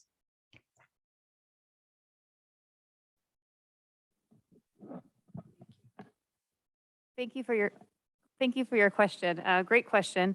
I think one of the many benefits of this ARPA funding is that we're leveraging community partners. And so working with 10,000 Degrees, SRJC, Sonoma State, Latin service providers, employers throughout Sonoma County. So we're being very intentional with who we are partnering with to support our students KA-12 and beyond, and also leverage the various resources that are available to us in our county to continue to support our students after they leave LC Allen High School. Thank you. Thank you. I'm also wondering, we have a very strong and vibrant and existing current partnership with the French American School, with Slater, and with Monty. And so I'm just wondering, how are we learning from each other, from those existing, how those schools have connected with each other? In some ways, in a similar asset frame, in a different community, but just how are we connected across kind of both language tracks? Because I think, and I'll just say, it has been frustrating for somebody who loves the idea of a Spanish language immersion program to know that we've lagged behind our French program, and that our French program sits on the East and our Spanish language program sits on the West. And there's all kinds of messages that come with that. So I'm just wondering, how are we also, and messages that aren't necessarily positive, but we're hoping to really switch that frame, right? To say, this is excellence on the West side, take a look. I'm just wondering, how are we connecting across those school sites and those dual language track programs as well?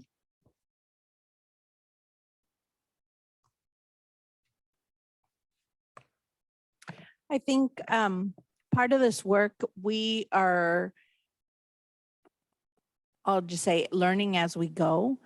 We definitely don't have the answers as of right now, what it is that we're doing, but we are aware of what those successes are, and really looking at how systematically we ensure that it's not the East and the West, but really as a district, what is it that we're doing when we're having conversations within educational services, ensuring that the work that we do is the work that needs to happen to support all of our schools district-wide. So a specific focus hasn't been on the pathways per se, but definitely as we do our work, it's really how do we do it intentionally when these questions arise, for us to then go back and say, what is it that we're going to do to ensure that we are doing things systematically and in a sustainable way to ensure that the work is spread throughout, good work is spread throughout the district.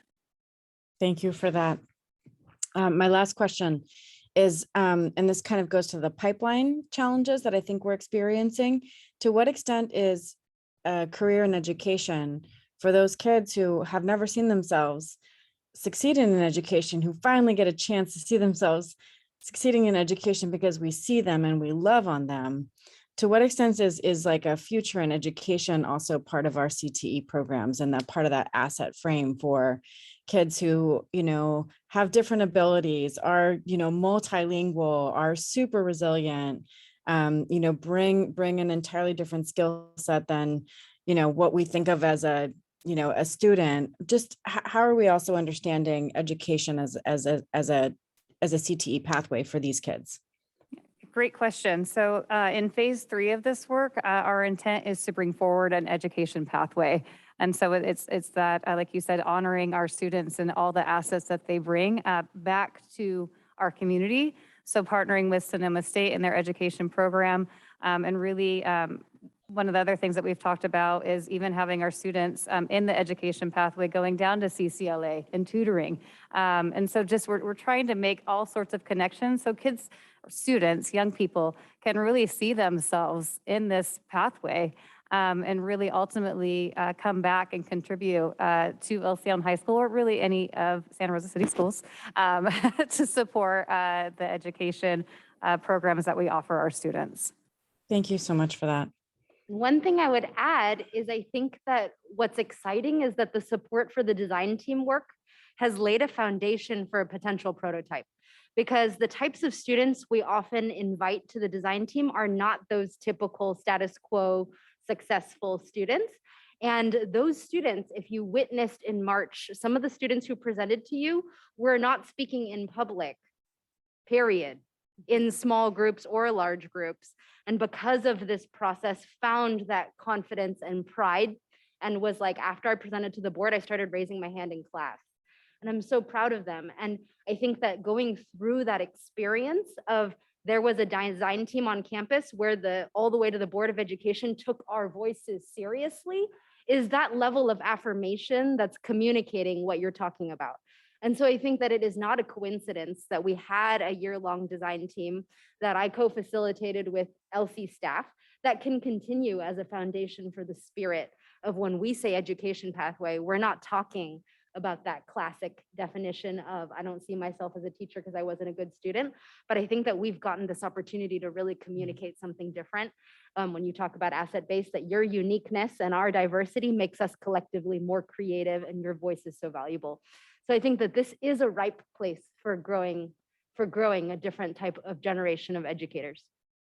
Thank you so much for that. And I just want to do a special shout out to the kind of SRCS, CTE, amazing combo of people who also spent all day today in an equity-centered, results-based accountability training to really understand how we're collecting data with equity right in the middle of it, with loving concern and regard for the people that we serve every day. And so I'm just super excited to see these partnerships operating at multiple levels throughout our community, and just full of a lot of gratitude for the way that you come at this work with so much love and so much care for families and kids who don't typically experience that in the world, and that is unique, and you are special, and this work is awesome. So thank you. Thank you, Trustee De La Cruz. We have student board member Bui. Oh, I just wanted to also say that I'm in support of this. And then I just had a quick question. How will you guys continue to record the progress of the students? Because I know that like there's a design team, but that doesn't include every single student. So how would you guys do that? I'm so glad you asked, because I care about the same thing. So that's the point, is that this year, no more specific design team. Now every student is communicating with every staff member. So as you see with the benchmarks of like, staff are going to be trying to design new learning experiences. How are we going to know that it's happening? Is we're going to ask students. So we're going to be building in opportunities for students to give feedback to their teachers every day, and then also in bigger ways, bigger reflections. And we're going to make sure, because I want to be sensitive to the teachers too, that we're modeling that healthy communication and having people co-design that process, so that teachers are coming up with ways that work for them too. But the goal is this year is it's not just one group of students on the design team communicating. The hope is that we've opened up those communication channels so that students are telling their teachers in real time. Really appreciate that effort. I liked this. I don't know about this. And we're trying to build that culture. So what we had at a smaller level, we want that to be happening across LC this year. And if I can add, I think it'll be real interesting. I know there was a little discussion before about the Youth Truth Survey and how this last year was compared to how this next year is going to be, because we've done this work now, and really compare that feedback to teachers that we get, the feedback to us as administrators.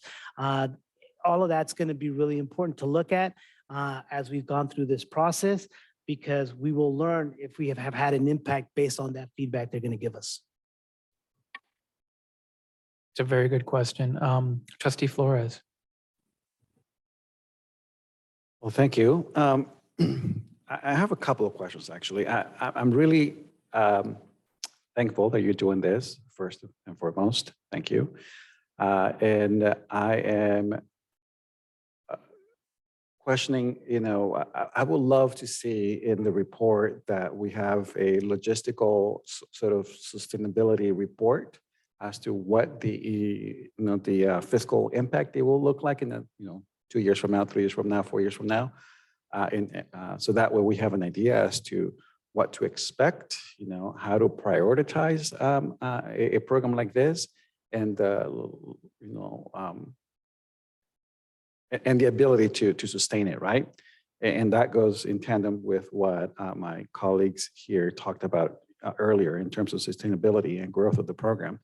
And then I'm also a visual kind of learner here. So I'm thinking in terms of the way that you're thinking of building this program, I'm thinking a pyramid sort of model, right? So you have the freshman class, right? Obviously, there's attrition that happens with any sort of program, right? So you'll have less sections and less sections with, or are you seeing a upward model like this without any attrition? And I like to know more information about that, right? And how can we as the school board support that, right? And sustain a model like this. And my question is, how this experience change how students feel about Elsie Allen High School? Do you have any information about that? Well, I can only speak right now of the first couple weeks. And in regards, so this week is Spirit Week. Today was Twin Day. We got a rally coming up on Friday. We've never had a Spirit Week this early in the year, all right? And that has a lot to do with the work that Mr. Lewis is doing with our ASB leadership. There is just, and we've talked about this not only as an administration, but there's just a different vibe this year. There really is. And I think it trickles down from our teachers, to be honest, because they're coming with a different, again, the creativity. The one thing I told our teachers that first day is, not that I need to give you permission, but be creative, think outside the box, do things differently. Because I think a lot of our teachers, they're so used to how we used to do things. And I think part of this is do something a little bit different. And one of the things that we posed to them is, and I shared with him is, we did those first 2 days of orientation is, can you just know your student's name, know a little bit about him, find out where they're from, connect, use those 2 days to connect. And it was nothing, obviously, as it relates to nothing instructional, but it was really more about getting to know your students. We worked with the social emotional learning. We did bingo, right? So we've given some prizes to teachers who are able to say every student's name as an example, right? We did that. And so again, we're just building on really, how can we get to know them first, get to know our students first, before we even ask them for anything instructional. So I don't have anything that is data-wise, but I can tell, and most of our teachers have been saying that it's just a different vibe this year than last year. Students are, smiling. They're more, we're doing, what do you call musical chairs, and usually that doesn't start till like second semester, and so that just goes to show that there's been a little bit more of a bonding, connecting, and again, not only teachers with students, but with students and students, and I think that has played a big role, again, with how I think our teachers are connecting with our students. But we're hoping to have that once, a little bit more information later. I have a little bit of anecdotal evidence. I think that CCLA members of our design team and Elsie Allen members of our design team will be the first to say that the reputation of Elsie Allen and the stereotypes come from the outside, right? And and that they're so proud and they see each other. Like when I really read all of the small Post-its that made it into the big Post-its, it always warms your heart how big our students' hearts are, So they see each other and they're very honest about what's happening, But I think that the most powerful things were to see that our CCLA design team, we chose them for their participation in K-8 dual immersion program, bilingual, bicultural. I was at graduation. The concern was, but they're not the ones coming to Elsie, right? But through spending 9 months with the staff, one of our students changed their minds against their mother's wishes, because they got to hang out with real LC staff and witness in June, wow, they're so committed. They care so much. They're committed to listening to me. My voice might show up as a project in 9th grade. And so that person decided before the school year ended. Then because of the 6 days in June, we had a student committed to another high school. And because of really, I wish I had recorded closing circle, but just witnessing how committed this group of staff were, he transferred last minute. And so now we've got 3 of our CCLA design team members attending LC, when that was not the case at the beginning of the year. So I think it's really about what they're hoping for, right? Is just get to know the staff, get to know what's going on this year, get to know what we're up to, and hopefully it will shift. So I'm hoping to have more stories to share with you after this year. Thank you. Thank you, Trustee Flores. Trustee Medina? Thank you. First off, thank you for the great presentation and all the hard work. Principal Valvera, you mentioned the Ortegas. I'll affirm that, yes, they went to cook because I went to school with one of them. But that took me back to my time at Cook and real active parent engagement that I felt was really important. And so I know later on the agenda, we have the contract with Pique, which should be at LC this semester, but I'm wondering, in terms of parent engagement in this process and continued process, what's that look like?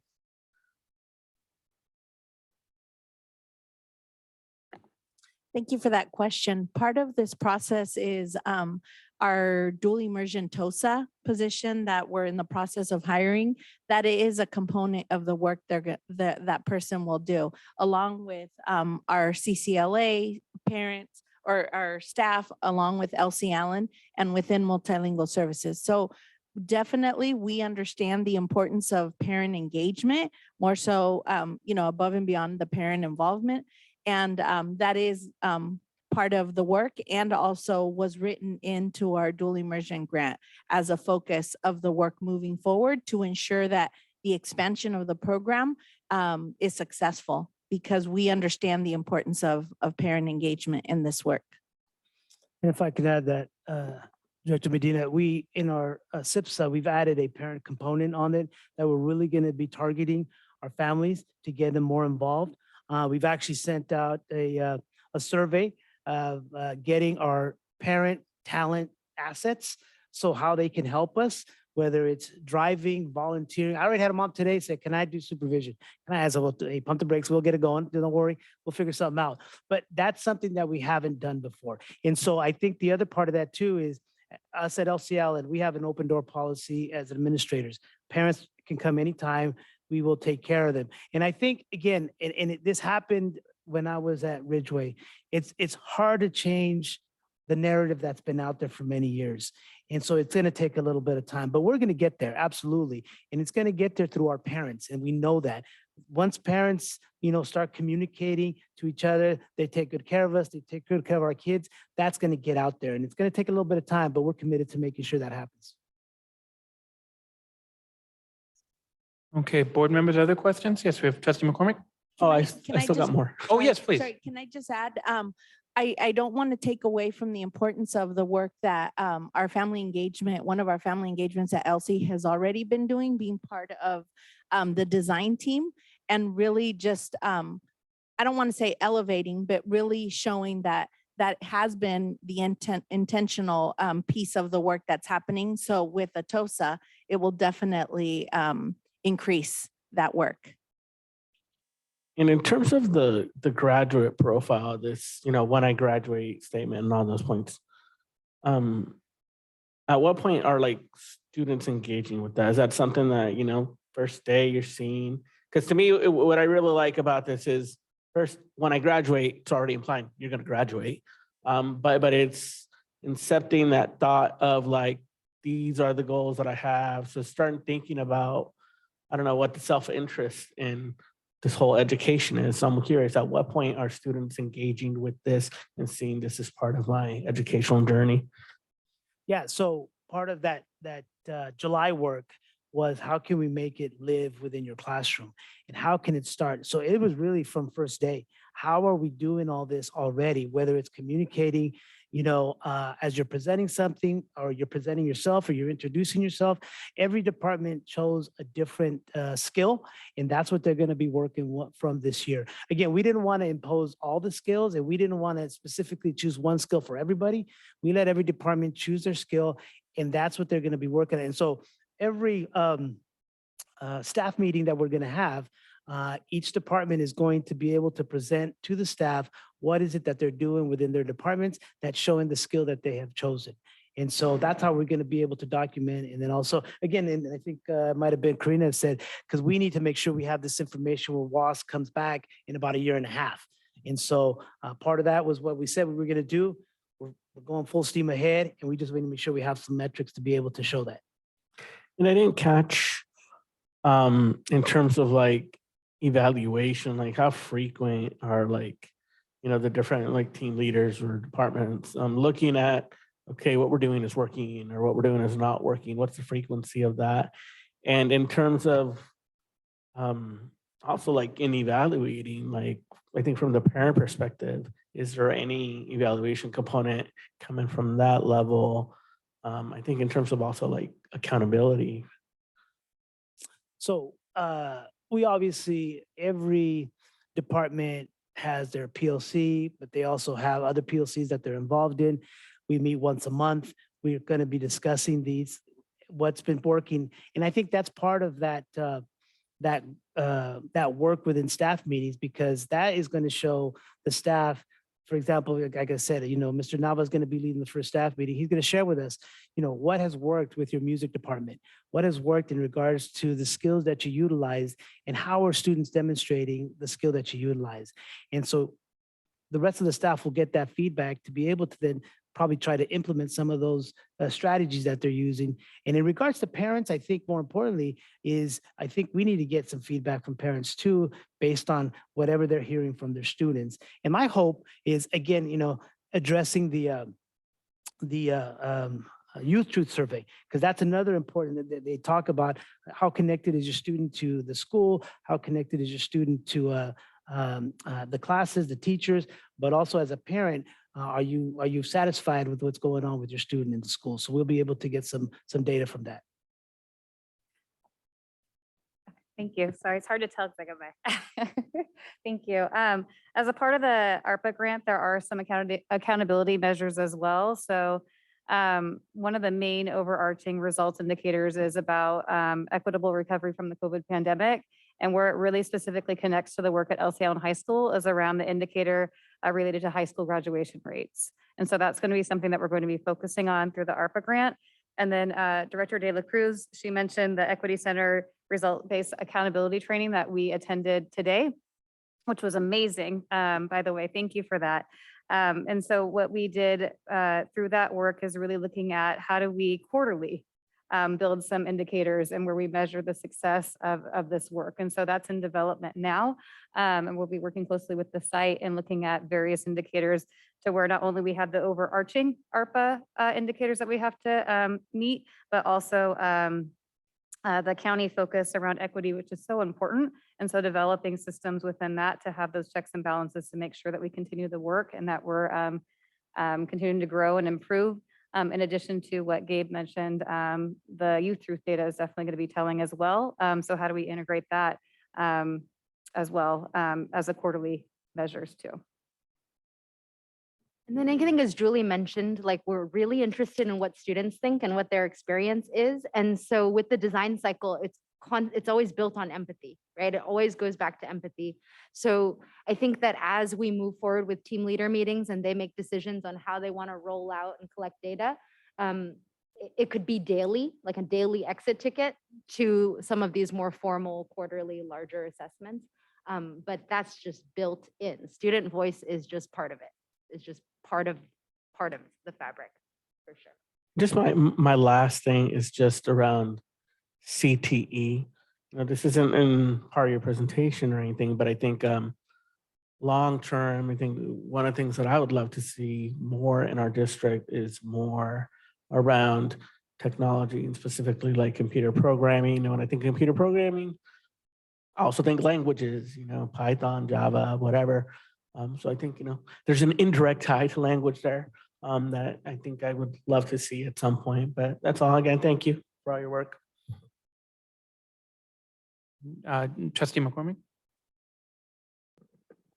First of all, I just want to say thank you so much for your presentation and for the work that you're doing, developing these direct feeder programs all the way up is so important, and really excited. And most of my questions have already been asked and answered, but I do have a question, and it might be just like a larger question or to you, Superintendent Trunell, but do we already have data that we've collected now with our students coming out of CCLA, which high schools they've chosen to go to. Are we tracking that? Can we track all that? And I just want to make sure we have like a baseline, right, as we're starting, as this program's building, and then we can track that going forward. So we do have that data. I don't have it with me tonight. That's fine. But yes, we did take a look at that data because we wanted to know after the initial work, how many students from CCLA were actually going to go to LC. And I have to admit, it was not a high number. Yeah. So there's been additional work done to understand some of the reasons why. Are there other programs that are pulling, et cetera? And as we've heard, we've actually had some students change their mind and are actually at LC now. So now that enrollment numbers and attendance is starting to settle, we'll be able to look back at those numbers. And do we also have in that data, because I assume we've got students that come to CCLA that are outside of Santa Rosa City Schools Yes. area or district. So are we tracking that information as well? So Paying all of that attention to that? information we have available Okay. to us. Okay. And like I said, because we are still working on, the word just escaped me, but basically paying attention to the first 10 days of school and formalizing our attendance numbers, we'll be able to understand. Yeah, thank you. We'll be able to understand sort of where our numbers are at in preparation for CBEDS in October. Well, because that would be actually interesting, like if they're within our district boundaries to begin with, choose CCLA and then choose LC, choose another high school, why? Yes. And if they're coming outside of Santa Rosa City Schools, are they then going, which school are they going to out of there? So I just think we really need to pay attention to the pattern and the trends and really be connecting. It sounds like we're trying to do that with the CCLA community and families and students. And what are you looking for in a high school? You know, I don't think LCLN has to be everything for everybody, but it's obviously something spectacular that we want more people to be a part of. So anyways, I just want to make sure we're collecting that data. We have that data right baseline right from the start so we can see as it builds and pay attention to the trends and figure it out. So thank you. Go back to Trustee Flores. And quickly, I know this is just your first presentation of it. Well, your first presentation after the implementation process, but it would be very powerful to hear from the students' voices themselves. So just keep that in mind next time you're here, because I would love to hear what they think. Thank you. Trustee Medina, is your hand raised? Or just not lowered? Okay, this is a discussion. I have one additional question. It was brought up a couple of times about the ARPA grant, ARPA funding, and we know that this is limited. I'm just thinking if we're talking about using some of the ARPA grant for high school graduation rates tracking and improving, what's the plan for when the dollars run out?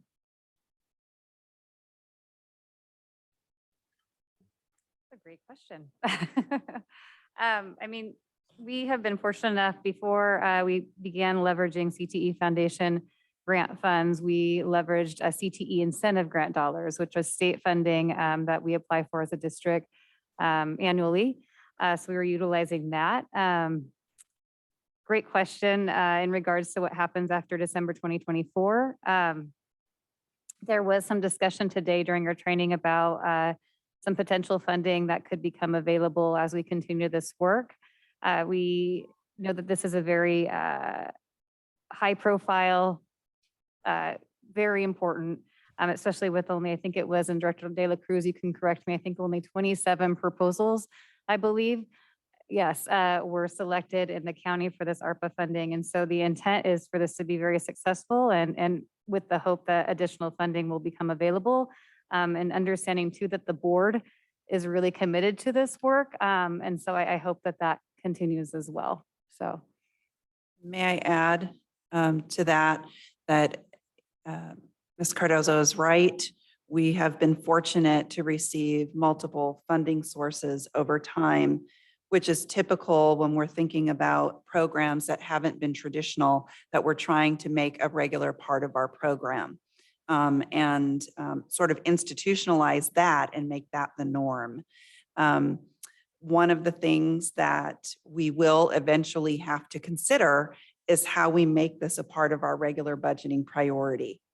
And that's where it'll come back to the board for some consideration on how we continue to maintain this, which is always the challenge and risk when we receive outside funding, and how we maintain that for any funding source that we have for this program in particular or any other. It's going to come back to budget priorities. And with that, then again, the need, and I will continue to push the need for the data, the metrics that we always demand when we're going to take a risk on something, even though it is a great program. We're seeing, so much movement on it, but the data is what speaks to the board. Trustee De La Cruz. Yeah, I would just say that the vision of the ARPA program, the community resilience programs generally, is to create this, intentional learning community that's going to really share an understanding of how we as institutions across our community hold each other accountable. And so please know that the goal here is that, once this is in process, it's our responsibility to make sure that it continues. And that in many ways too, being able to have these performance measures that tell us whether or not this money that the county invested in some of these efforts is actually making a difference. It will also tell us whether it's not. And so there's just some really important, I think, lessons that we can learn as a jurisdiction participating in this larger community-wide effort that will really help to build our internal capacity as a district. And that's also one of the top goals of the ARPA process, is that there is, institutional capacity that's built as a result of, understanding, one, how to collect data in a humanistic, equity-centered way that's also asset framed. And then once you do that and you see kind of the power of doing that, our hope is that it doesn't stop. And that it's also just built into the way that we do business, right? Figuring out who we're serving and how they're doing should be a basic function of every institution, with loving concern for those people. So, here's to making those goals come true for our district. Thank you, Trustee De La Cruz. Now, this is the discussion item, board, and sit tight, please. We'll go to the public, see if we have some discussion generated from comments from the public. I don't have any blue cards from folks in-house. If we want to go to folks joining us online. If there are members of the audience and joining us remotely on Zoom and you would like to comment on item E1, LC Allen High School, CCLA New School Model Update, please raise your hand at this time.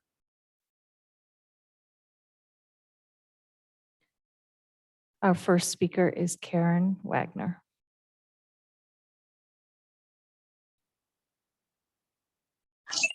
That was an accident, sorry.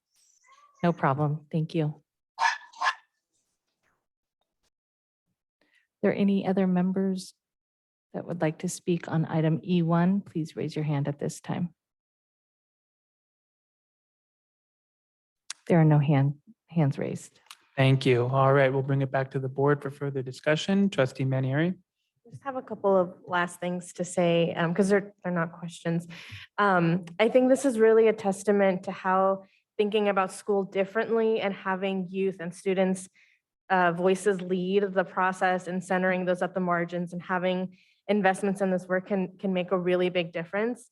And as I was listening to the conversation, I was thinking about how many other amazing staff we have across the district who can also do this work. And so I think that this is the perfect community to kind of pilot this in. And maybe eventually down the line, there's an opportunity to replicate something like this for maybe something like the French immersion program or something else. I can see you all kind of taking this to conferences and sharing all of your work. Like that would be so cool to see. And I can think of a few opportunities where you could all do that. I think it's really important that we are able to really elevate this work and to show other communities what's possible. And I was having the exact same thought about, sustainability. We have to figure out how to make sure that this is in our budget.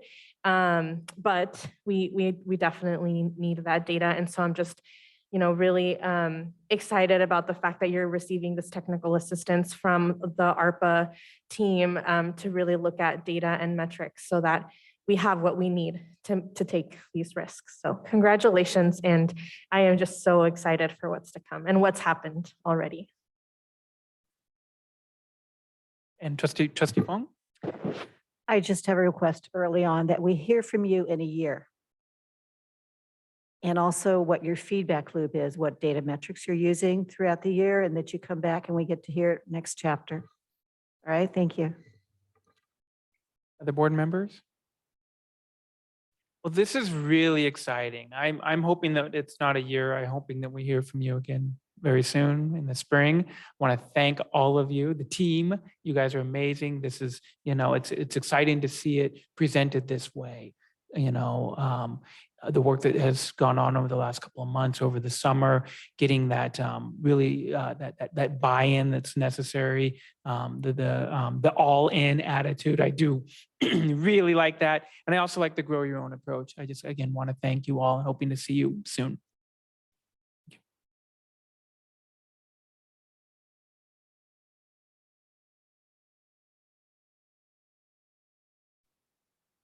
All right, board, we are going to move on to agenda item E2, another discussion item. This is on Child Nutrition Services Annual Update.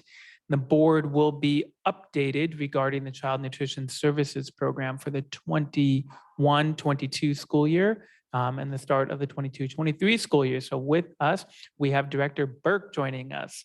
Welcome, Director Burke. Thank you so much.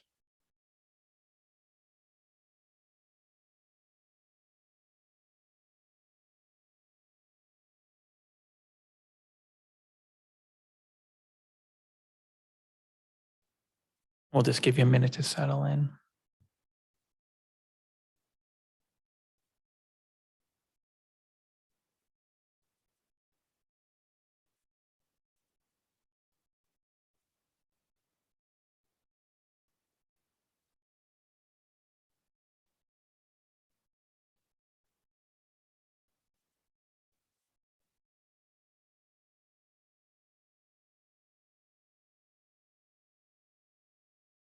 All righty, perfect. Perfect.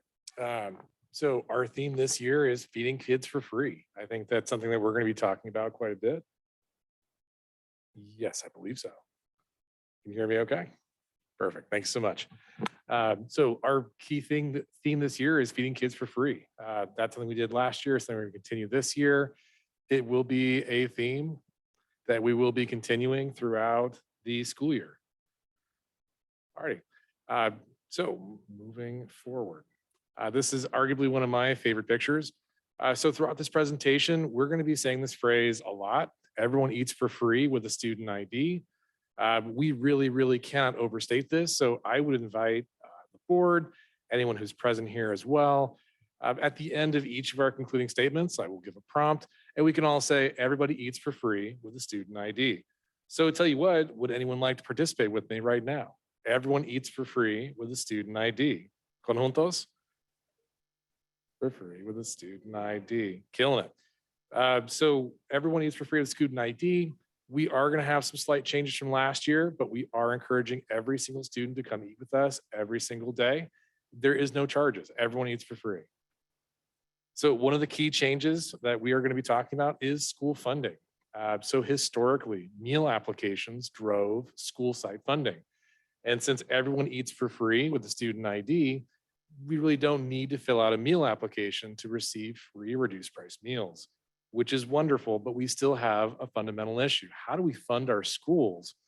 So we have this wonderful new thing. It's an alternative income form that is available in Aries. And we're going to talk about that in just a bit. Or if you're more comfortable, I see you did that sound, that's perfect. Or if you're more comfortable, we can also do a meal application. Online, in paper, come visit us in the office. We're happy to do it. A couple things we want to reiterate. Your information will never be shared with anyone. So any information you share with us on Aries or via the meal applications will be confidential. We will never share your information. And last but not least, by filling this out, if every parent fills out either a meal app or the alternative income form in Aries, you will receive more funding for your school site for those favorite programs that we're talking about. So please fill out a alternative income form or a meal app. And so in closing this slide, conjuntos, everyone eats for free with a student ID. The income survey option is available in Aries. So as you register your student, there'll be 2 questions that pop up. You complete those 2 questions or decline to answer if you don't want to answer, and you're done. That's it. It's the easiest thing. Honestly, this is our best option to secure school funding. I'm very excited to do so.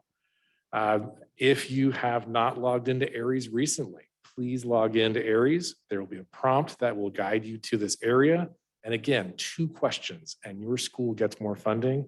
Holler at me. Let's do this. Last but not least, of course, Santa Rosa City Schools will never share your information. I do want to give a shout out to the income survey option. If you are having a hard time getting into Aries, please contact your school. We are happy to help you do that.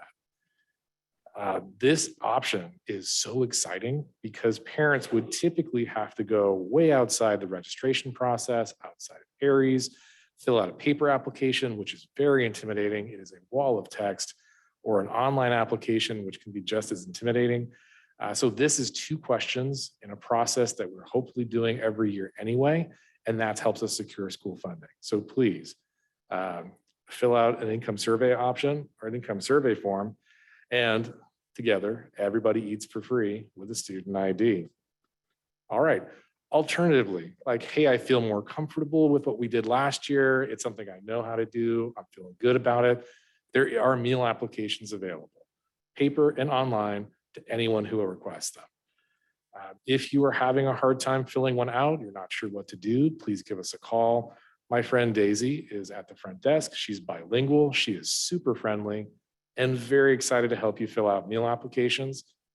I want to reiterate again, you do not need a meal app to eat for free. However, if you want additional benefits, so like waive fees for testing or park passes, fill out a meal app. We're happy to help. But you can choose the income survey form in Aries or a meal app, and one of those for your entire family, and you're done. So 1 meal app or 1 income survey for the whole family, and you're done. And once again, reiterating, Santa Rosa City Schools will never share your information. That's super secret confidential, and we're going to keep that to ourselves. All righty. And so everyone conjuntos. Everyone eats for free with a student ID. I love it. All right. One of the more exciting things that are happening this year, we did not get to continue a waiver from the USDA. So last year, kids would walk by, we'd count them with a clicker, kind of like you're at a baseball game or a concert. We just counted students anonymously as I walked by. It was amazing. This year, we're going to have to count them by name, but again, everything is for free. So at the elementaries, we have ID cards with a barcode. There's a barcode scanner. You scan it like a supermarket and you're on your way. When we implemented this as a pilot at Brook Hill Elementary in 2019, before the school closures, each group that came in had an additional 10 minutes to eat their lunch because it was that much faster. So that's 10 minutes to socialize with your friends, eat fruits and vegetables, come back for seconds if you're so inclined. It was amazing. So we were very excited about rolling this out to every elementary school this year. It's so much faster than asking students for their names or using rosters, and it helps us count them by name. And of course, at our secondary sites, we are returning to pin pads, so students will enter in their student ID on their way out. I have to say, I'm very proud of our students. This was a big adjustment from last year, but they really came through for us. They really came through, they were focused, they were ready, and they've demonstrated tremendous growth. So last but not least, conjuntos, everybody eats for free with a student ID. Unfortunately, we are going to have to reduce some of our contract meals that we provide to other organizations. Those include Pioneer Olivet, Bellevue, and Redwood Empire Food Bank. We are in the midst of a staffing shortage. One of the positive benefits, I'm going to talk about this in a moment, is we had a tremendous increase in the amount of meals that we served in our schools. And unfortunately, we don't have a lot of staff available to support other school districts yet. I say yet because we are going hard on hiring folks. So if you know folks that are looking for a position, looking for nights and weekends off, looking for that school district lifestyle, please have them contact our friend Daisy. Again, bilingual, super friendly, we are hiring. Our goal is to reestablish ourselves in the contract services game throughout the county by adding more staff back in. So when we have the staffing available, we will be coming back to those school districts that we unfortunately have to leave behind for now.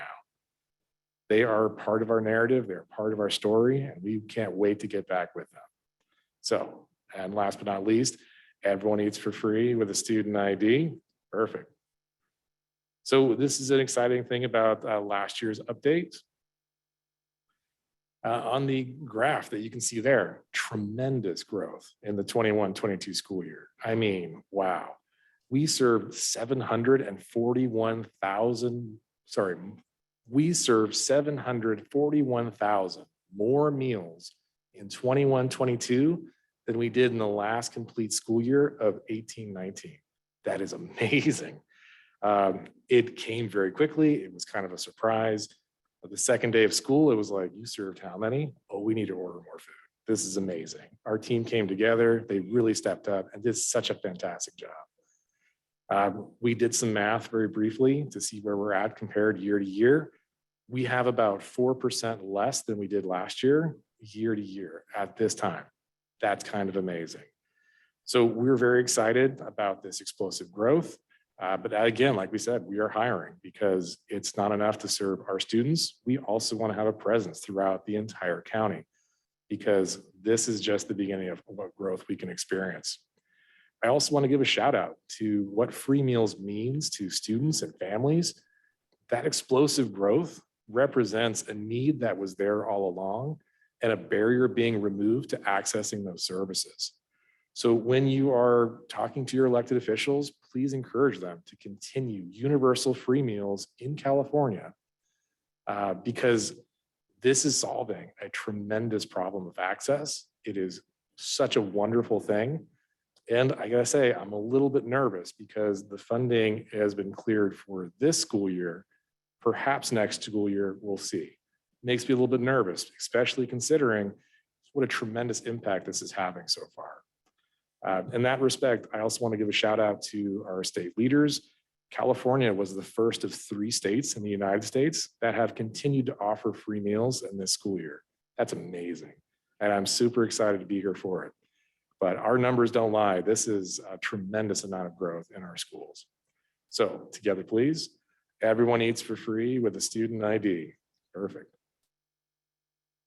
So our fiscal update, last school year and the 21-22 school year, that explosive growth also contributed to pretty healthy reserves that we're going to reinvest back into our program. We have that explosive growth. We also had significant increases to reimbursement rates to combat inflation and supply chain issues. So that was very helpful. The tremendous amount of increase also helped us to have reserves. And in the year prior, in the 2021 school year, we also had reserves, which is a very fortuitous change compared to years prior where we were running a deficit.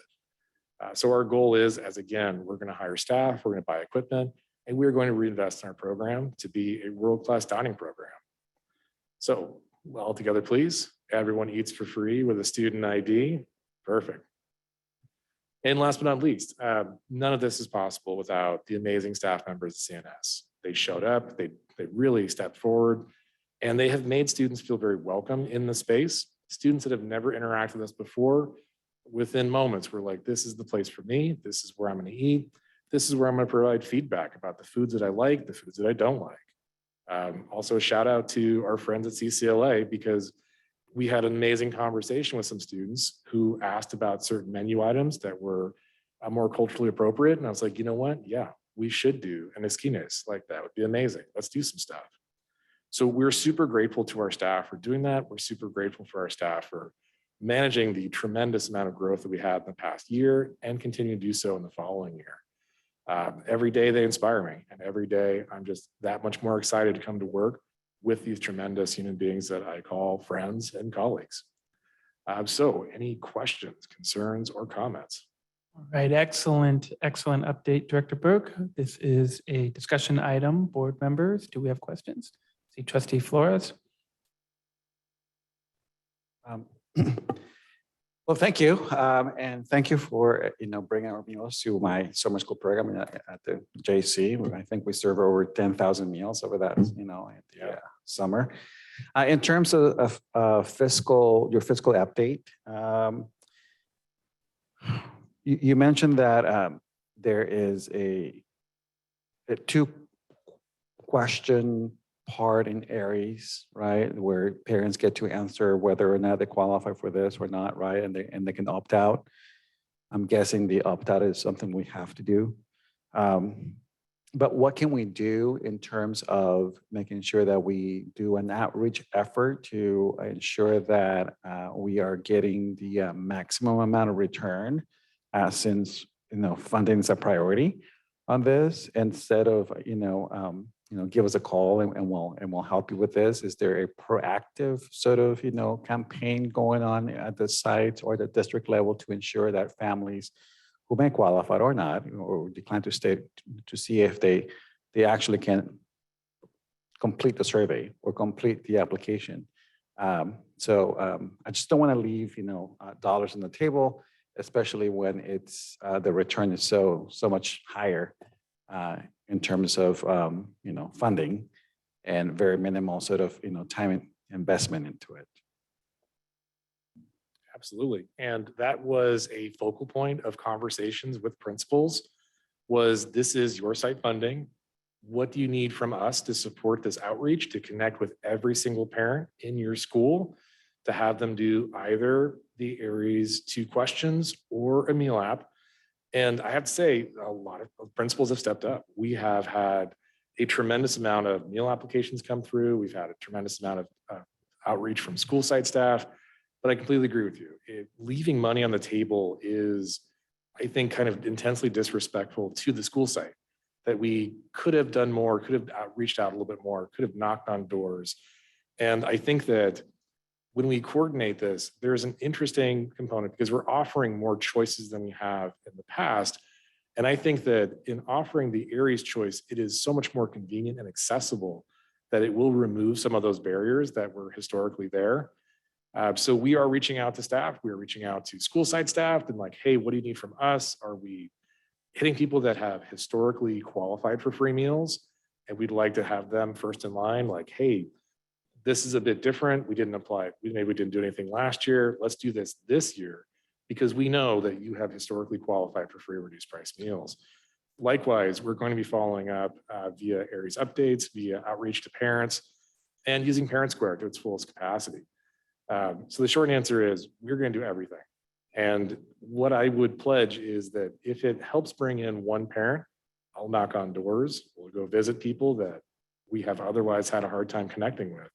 Because I agree with you, it's leaving money on the table is completely unacceptable. Right, and the beauty about Aries, and you may know this, is that you can run reports as to who's completed the application, who hasn't, how many clicks there's been there. So we should hedge that ability that we have in terms of outreach efforts.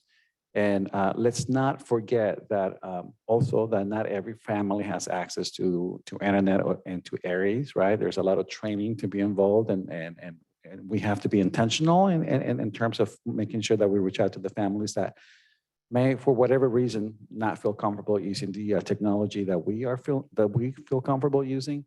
So having that as an intentional effort on our behalf or on our part to make sure that these efforts are being made and tracking them, and then I would love to see some sort of report in the agenda one day as to this is what we had from prior years, and this is how many families we were able to reach. either, electronically, by phone call, email, right? But I mean, there is a line of communication that is not just one way. And I think we discussed this as a board before, that we need to be a little bit more intentional in our outreach efforts instead of just being one way. But thank you so much. The board members, Trustee Medina. Thank you. Everyone eats for free with a student ID. How do I get a student ID? I'm just kidding. But my question is around, and this might be for Superintendent Turnell as well. One, I think the work's been amazing, but nearly 750,000 meals more than last year. That's just an awesome number. But like you said, for how long? And I think, how do we share what's going on with the community? I'm thinking like close to home, something newspaper, to really just talk about the importance of feeding kids, the amazing work that's happened, but also highlight that it might not continue to happen. I think that's something that I think we should find a way to do something about on a larger scale, not just internally within our district. So I just kind of wanted to add and highlight that. But this is amazing. I'm glad that we're doing this work. And I think future, I'd also like to hear more about like the culturally appropriate meals that you guys were talking about, what's changed, what changes in the menu, what happened. Also, in terms of healthy and sustainability practices as we continue. I'd love to hear more about that in the future as well. Oh, and everyone eats for free with a student ID. Can I just say can I just give a shout out to the cafeteria ladies for doing pupusas and tamales and making sure that these meals were ethnically appropriate, right? And this is them. I mean, after talking to them, it was like it was their idea to do this, and I was just so inspired to do that. I really wanted pupusas over the summer. I couldn't have them, but I'm so glad that it's happening at our school sites. So and conchas for breakfast, right? But anyway, so I just want to say thank you to the cafeteria ladies for going above and beyond the cold duty. Yeah, I have a question, and it's more of a general question. I'm just wondering, how are we guaranteeing enough meals for all the students? That is a fantastic question. So we will always have food for every student. And what we have in place is, last year we said, okay, free meals are going to happen. What you normally serve, add 30%. So we had reserves on day one. So when there was a 200% increase on average at all the secondary sites on day one, day two, we had the food available to do it. We ran out more stuff. We put more orders in. We will always have food. We have a humongous warehouse just full of stuff on backup if we need it. We order things well in advance. And that was one of the lessons that we had last year with the supply chain disruption was, hey, we're going to order stuff way in advance. And so when something happens, there's an unplanned event, we will have enough product on hand to serve students and enough product coming in that we will be secure in serving every single student every single day. That has been a logistical challenge at times, but it was our key focus, because we could talk about how many thousands of meals we served every day, but if there's one student who walks away and says, gee, I really wanted that pupusa, I didn't get it, it is a shortcoming. It is a missed opportunity for engagement. Oh no, fights break out over that last pupusa. I've had some conversations with students about pizza where they were like, I was like, hey, where's your friend? Like, he took the last pizza, bro. And I was like, you know what? I'm going to order more pizza so you can maintain this friendship. Like, this is like on a one-on-one basis. It's that important. So we were very fortunate that we have the capacity to do so. I really feel for smaller districts who don't have this kind of space to store things for longer periods of time or to have enough.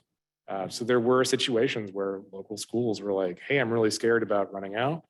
And we just said, like, hey, give us a call. We'll figure it out. We'll drop some stuff off. So we've been very fortunate to guarantee that every student every day receives meals. Now, this is a discussion item. Sit tight. We can go to members of the public who would like to weigh in on public comment.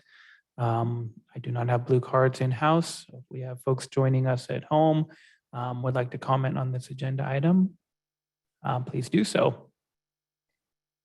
If there are members of the audience joining us remotely on Zoom and would like to comment on the item E2, discussion of the Child Nutrition Services Annual Update, please raise your hand at this time.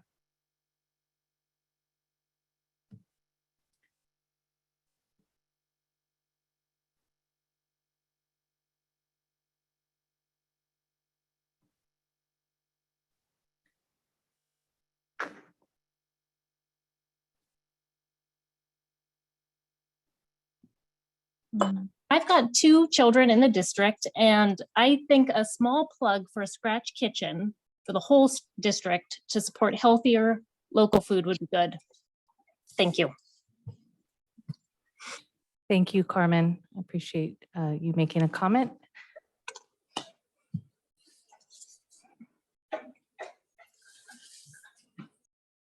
There are no other hands raised. Thank you. All right, bring it back to the board for further discussion. All right, everyone eats for free with a student ID. Thank you so much, Director Burke. All right, board, we are moving on to our next agenda item. We are on to E3. This is an action item, approval of resolution for September Suicide Prevention Month. The board will consider approval of resolution number 2022-2317, recognizing September as Suicide Prevention Month. Presenting to us tonight, we have Executive Director of Special Services, Steve Mazzara. Welcome, Steve. Thank you, President Sheffield, board members, Superintendent Trunell. Just a quick aside before we get into the action item of approving this resolution. We bring this annually to you, and in May, we bring a mental health awareness. But I want to just kind of give the board an update on the kind of the situations and what we're feeling from the ground level on these cases. And suicide awareness is obviously very important. But we've made great strides with board member support in what we do to support our mental health challenges at our school sites. The board has approved 13 different school-based FTE, school-based therapists are in our schools as we speak. Obviously, we know we have school counselors. We also have school psychologists. We've done a lot in the last 3 to 4 years to really bolster that. That being said, it is a very difficult time in our schools as we speak. My department works with Eric Lofty, who does the school-based therapy coordination. And we have seen 2 to 6 suicide assessments at every high school since the beginning of school. There is a dear friend and colleague of mine who had a suicide attempt in their family. It is out there, it is real. And I think I just want the board, in addition to support our suicide awareness, the things we do. Outside this conversation, this board, we will never, with all the FTE you can provide, really get the mental health needs of our students, staff, and our families. There is a greater need here that I hope we can encourage you and your legislatures and others in the county and the state. The mental health supports in our district are more than adequate and are above any other district we think in Sonoma County. But our county and our state lack mental health supports and provisions and things we do for not just our students, but our families and our staff. And so just as we go forward on this, if there's anything my department can do to bring that awareness to help you at the state level, at the county level, to really encourage those things, it is really something we cannot be expected as a school district to supply all the mental health needs for all our students, staff, and families. So again, we appreciate what the board has done. We appreciate the work that our school-based therapists, our school counselors, and school psychologists are doing. And we gladly appreciate the board's recognition for September Suicide Awareness Month. With that, I'll turn it back to President Sheffield. Thank you, Executive Director Mazzara. Awareness, support, and lobbying efforts that we can do what we can do and give it our all. Board members, do you have questions?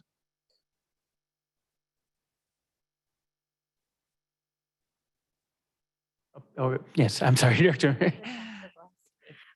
Yeah, I have more comments than questions, so I'll wait until we get to that point. But I guess my question is, what are we doing to provide suicide prevention training to whoever wants it? I know that maybe we can't mandate it right now for staff, but is there anything that we're doing for folks that want to be trained and want to have the capacity to identify signs of suicide and depression? We certainly do within our mental health staff. And so over the last couple of years, we've developed a handbook, an awareness, an assessment sheet. We calibrate between those three parties that I mentioned. So we're all on the same page of our steps and our processes and our protocols.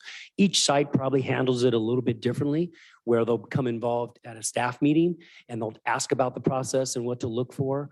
You know, we spent a lot of time with our MTSS team in case Ennemark around connection before content. We think one of the increase in referrals that we've have had is that increased awareness, both of our staff of what they're looking for, that we have a referral process, we have a system where people can go. And another layer to that is we've added our panorama data that we'll be doing in October. We are identifying students in our system. So remember, the three areas are students can refer, staff and families can refer, and our system needs to refer. And we're beginning to do that really well. We are going to be coming forward with we already have an item called EduClimber as an integrated platform that brings those data pieces to other things. Students receiving counseling is one of those. And so I think all those layers will allow us to really access students and really do a better job continuing to access students that need help.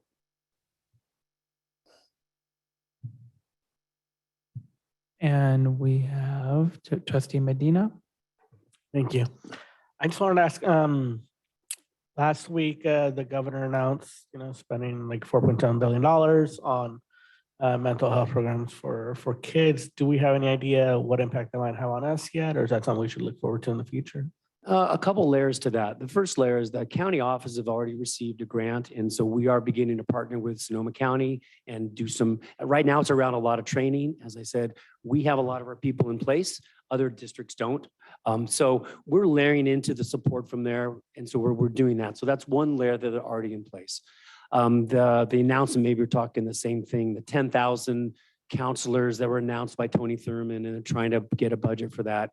There is an increasing demand side of that, and we are beginning to experience a supply and demand problem here. We are having a hard time. We lost this week school-based therapists to Kaiser. And those, as that money comes forward, as that supply dynamic happens, we may be experiencing, just what used to be a speech and language paths. We could never get them throughout the state. I think that's going to shift to some of the mental health things. So I don't want to say that that's problematic. It's just a market of what's going to happen with us. Kaiser is obviously, putting forth efforts. The Kaiser Union is putting forth efforts to try to get more mental health workers. Those are literally coming out of our staff at this time. So we're going to be in this shift where we're all going after the same pool of people. And, it's just going to continue to be a challenge for us. We're going to do everything we can to get there. And again, answers, I think, part of my question about it's not just our schools. We need to be able to refer, do an assessment, and have a student walk into therapy at a local medical provider that day. And that's certainly what we lack. I have a follow-up question. I'm wondering if there's any, or you can share with us any conversations, communication with the city of Santa Rosa's in response mental health support team. We've not had any communication on our end, and that's certainly something with Superintendent Chernell we can maybe reach out to and try to connect. I'm not sure that there used to be something called CAPE out of the county, and that program has kind of shifted and dried up, and we've been encouraging that to come back. I can't say my team is really aware too much of the details about the Santa Rosa side of that, and maybe Superintendent, you might. I can speak to that in my regular meetings with City Manager Smith. We actually do have connections within response, and we're actually planning to have some community information shared about that cross collaboration. There are some pockets of partnerships that are happening at some of our schools, and our schools have the contact information for that. I think we can continue to build a bridge there and make, and I believe that that is a goal from the city as well, is that the resource is more apparent and available and accessible to our families. Good to hear. Board members, other questions? Actually, yeah, I actually do have another question. So the city has Measure O on the ballot for 2022, for November of 2022. And these are violence prevention funds. And so I'm wondering if we've had any kind of conversation about, you know, leveraging some of those dollars to provide additional staffing support for these positions that we're talking about on our campuses. Because I know that previously they funded other programs that we benefited from. So I'm wondering how we can kind of redirect or have some sort of partnership where those dollars are still being invested in our education system, but you know they're going toward things that that we need. Yeah. We stand on the policy committee for the Yes. Measure O, right, with the city. We do, and we were a part of the choice grant process. And so while I can't speak to that, several of our partners previously are now continuing partners as a result of that in the Measure O. And I understand that it's going to be a continuation on the ballot. And so we haven't begun conversations yet about the potentials for that, but in our relationship with the city, we will. Other questions from the board? All right, this is an action item. Let's go to the public. No blue cards from in-house. We will go to those joining us in the virtual world. There are members of the audience that are joining us online or on Zoom, and you would like to comment on item E3, approval of the resolution for September Suicide Prevention Month. Please raise your hand at this time.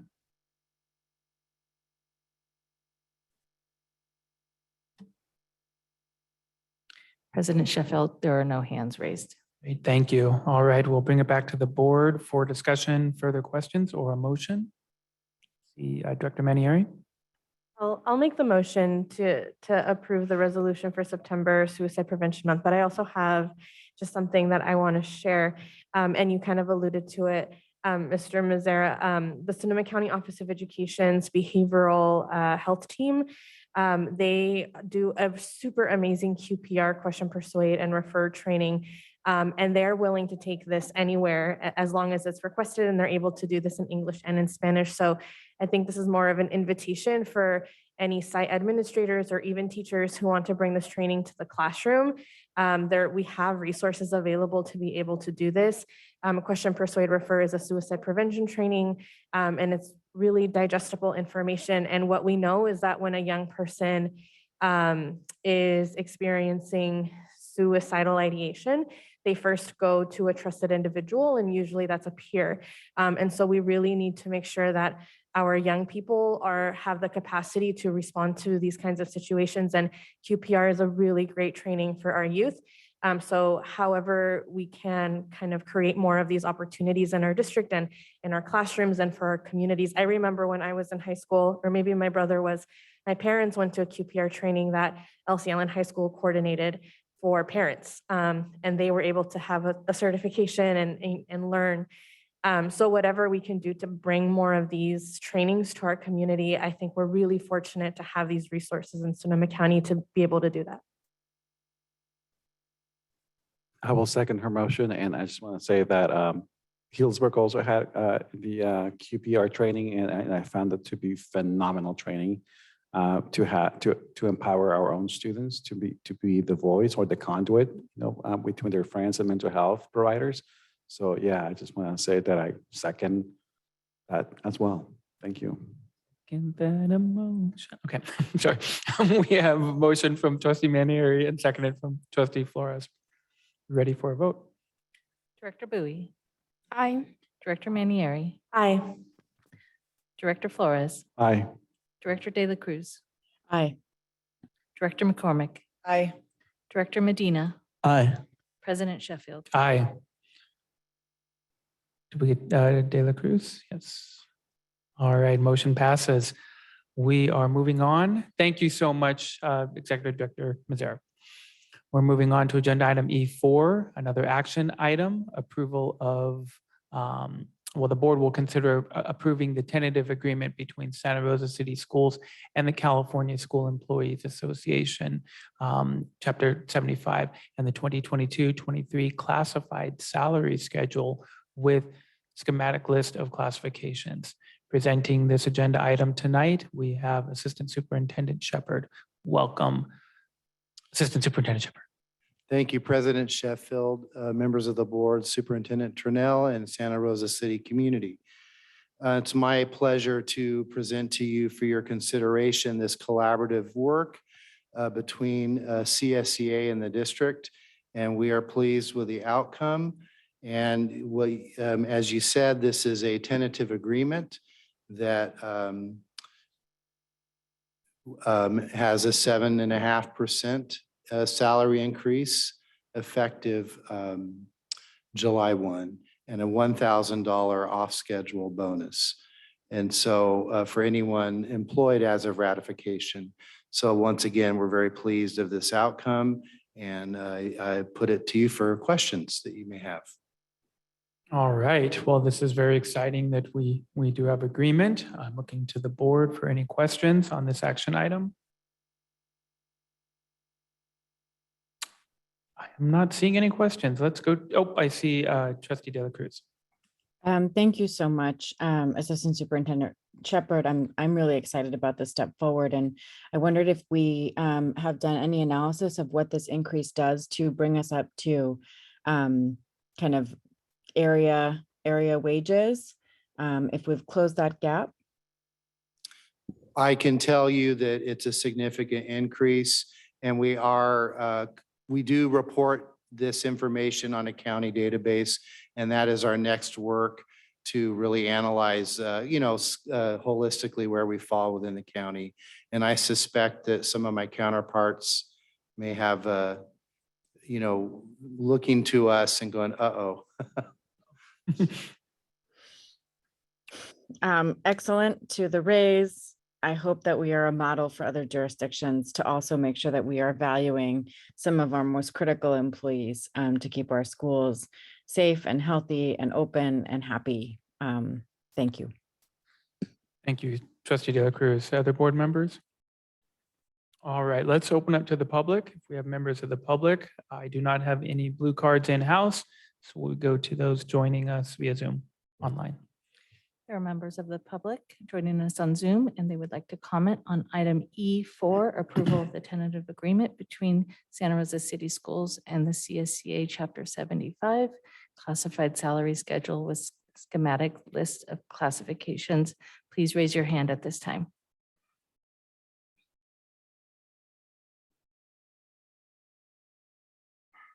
There are no hands raised. Thank you. All right, we'll bring it back to the board for discussion, further questions or a motion. I'd like to make a motion that we approve E4, approval of tentative agreement between Santa Rosa City Schools and California School Employees Association, Chapter 75, and the 22-23 classified salary schedule with schematic list of classifications. I second. All right, we have motion was from Trustee McCormick, seconded from Trustee De La Cruz. We are ready for a vote. Director Bowie. Aye. Director McCormick. Aye. Director De La Cruz. Aye. Director Manieri. Aye. Director Flores. Aye. Director Medina. Aye. President Sheffield. Aye, motion passes. Great, thank you. Sit tight, Mr. Shepherd. We're going to move on to agenda item E5, approval of a memorandum of understanding between Santa Rosa City Schools and the California School Employee Association, Chapter 75, regarding an extension of isolation rooms in COVID-19 leave. The board will consider approving the memorandum between Santa Rosa City Schools and the California School Employees Association regarding the extension of the MOU, the COVID-19 leave MOU. Back to you, Assistant Superintendent Shepherd. Thank you, President Sheffield. We have before you this MOU that continues the isolation room compensation of $2 per hour for volunteers who agree to staff our isolation rooms, mostly tents. And should the need arise, because as we've all learned that our situation can sometimes change. Also, we continue as a district to go above and beyond the state, and we are extending the 10 days of COVID leave that was approved last spring expires September 30, but we're extending 10 days through the remainder of the school year, as we know that our employees can be affected by the pandemic, and we're trying to ensure that they're impacted in the least amount. So this is for your consideration. Great, thank you. That 10-day extension is incredible. Board, do we have questions? All right, seeing none, we'll go to the public. No blue cards in-house. We will go to those joining us online. There are members of the public joining us on Zoom and would like to comment on item E5, approval of MOU between Santa Rosa City Schools and the CSEA Chapter 75 regarding extension of isolation rooms and COVID-19 leave. Please raise your hand at this time.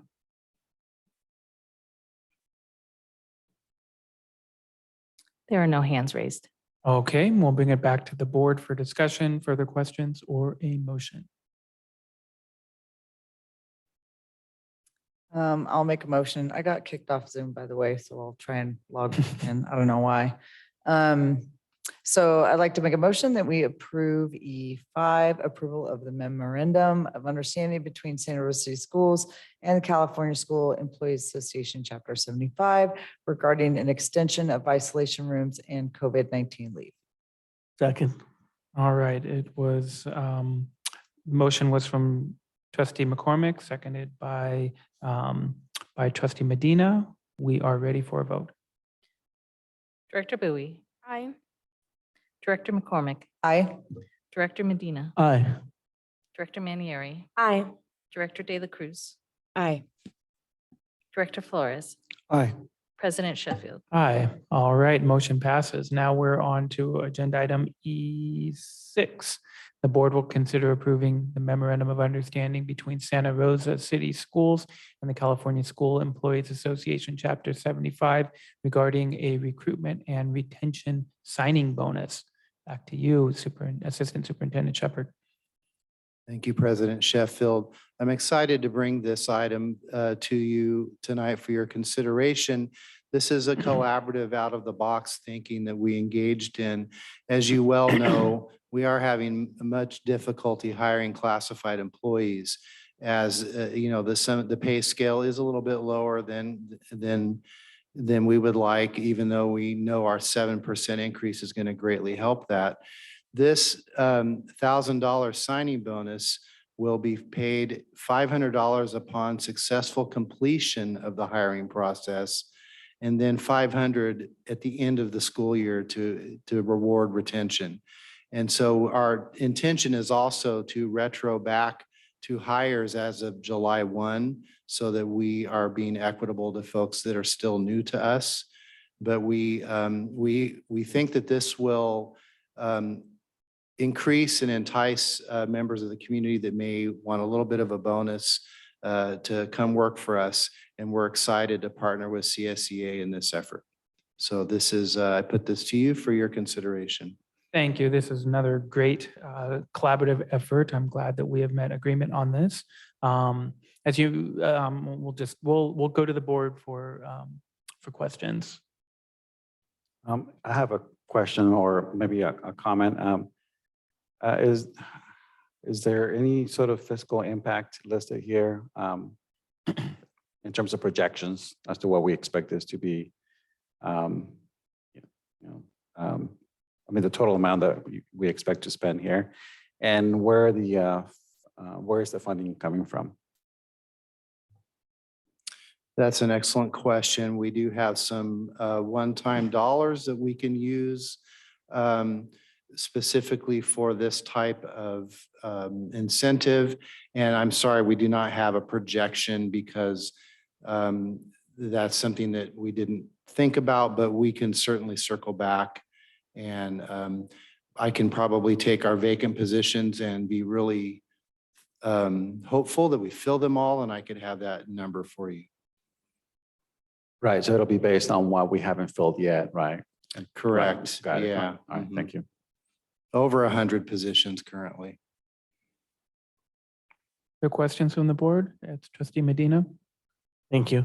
My question just revolves around the maybe marketing of this new hiring bonus. Do we have like any sort of plan on how maybe we really put it out there to really try to fill out of these unfilled positions to get the services to our students that we need? That's a great thought. Obviously, we're going to highlight that in our online job postings.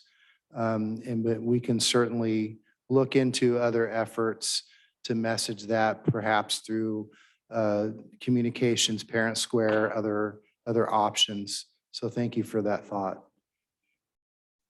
We can utilize some of our platforms that we use through radio and some other communication strategies. Also trying to be respectful of our other brother and sister districts, if you will, as they're also struggling and may not have certain resources, but also trying to be competitive. So trying to find a balance between that. Other questions from the board? Yes, I just want to say that, thank you for saying that, but our job is to make sure that we attract and retain for our students. So I just have to respectfully disagree with that statement, that I think we should go out of our way to make sure that we recruit. Having over 100, and speaking from someone from a different district, right? You know, and you're the big dog here, we're the big dog here in Sonoma County. I will probably resent this later, but I mean, we need to be intentional in terms of our recruitment process, because this directly affects our students and schools, right? So I think we need to have a plan of action and a path as to what this would look like. Thank you, Trustee Medina, for bringing this, but this should be in the front and not an afterthought as to how we are going to attract and retain those future employees. So thank you. And if I may, I think it's really also, well, in terms of the issue of like neighboring districts and such, I think by doing this, we also agitate and push them to find ways to do more. But I think it's also really important to highlight this just in the community, what we're doing, because there's a problem, really highlight the problem, because a lot of what we hear is you're not doing enough, you're not paying people enough, you don't have enough people to do the services that we need done. So let's highlight the problem that we have and let's highlight what we're doing. It might not be enough, but it's maybe more than others. And so I think that's really important to communicate with the community. And in that process, we're also putting it out there for people that might want to join us and be part of the SRCS team. So yeah, I think it'd be a good idea. And I'm glad that we got to this point and that we're doing something. I just hope that we get a lot of new staff in the process. Thank you. All right, other board members? Okay, let's go to the public. Yeah, no blue cards for in-house, but let's go to folks joining us at home.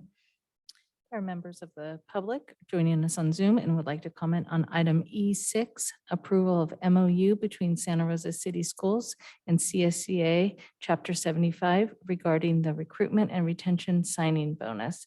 Please raise your hand at this time. Our first speaker is Karen Wagner. Good evening. I'm really happy to hear that this is being brought up. One of my suggestions, I know we're contracting out of services to people who are being paid a little bit more from outside agencies. So this may be a little key, because we know that we're paying the agency a whole lot more than we know that that agency is paying the employee. So this might be something that might be attractive to them as well. So we know the agencies that we're hiring from, we know that there's many and we're using them way too much. So I would love to see then become Santa Rosa City School employees. So I'm all for this. And hopefully we can get some of this resolved. Thank you.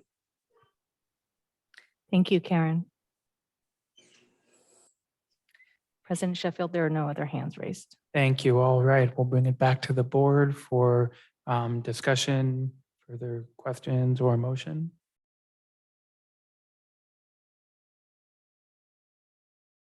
I see trustee Medina. I'd like to move approval of the MOU between SRCS and CSEA Chapter 75 regarding the recruitment and retention signing bonus. Second. All right, it was the motion came from trustee Medina and seconded by trustee Flores. We are ready for a vote. Director Bowie, Aye. Director Medina, Aye. Director Flores, Aye. Director Manieri, Aye. Director De La Cruz, Aye. Director McCormick, Aye. President Sheffield. Aye, motion passes. All right, one more for you, Assistant Superintendent Shepherd.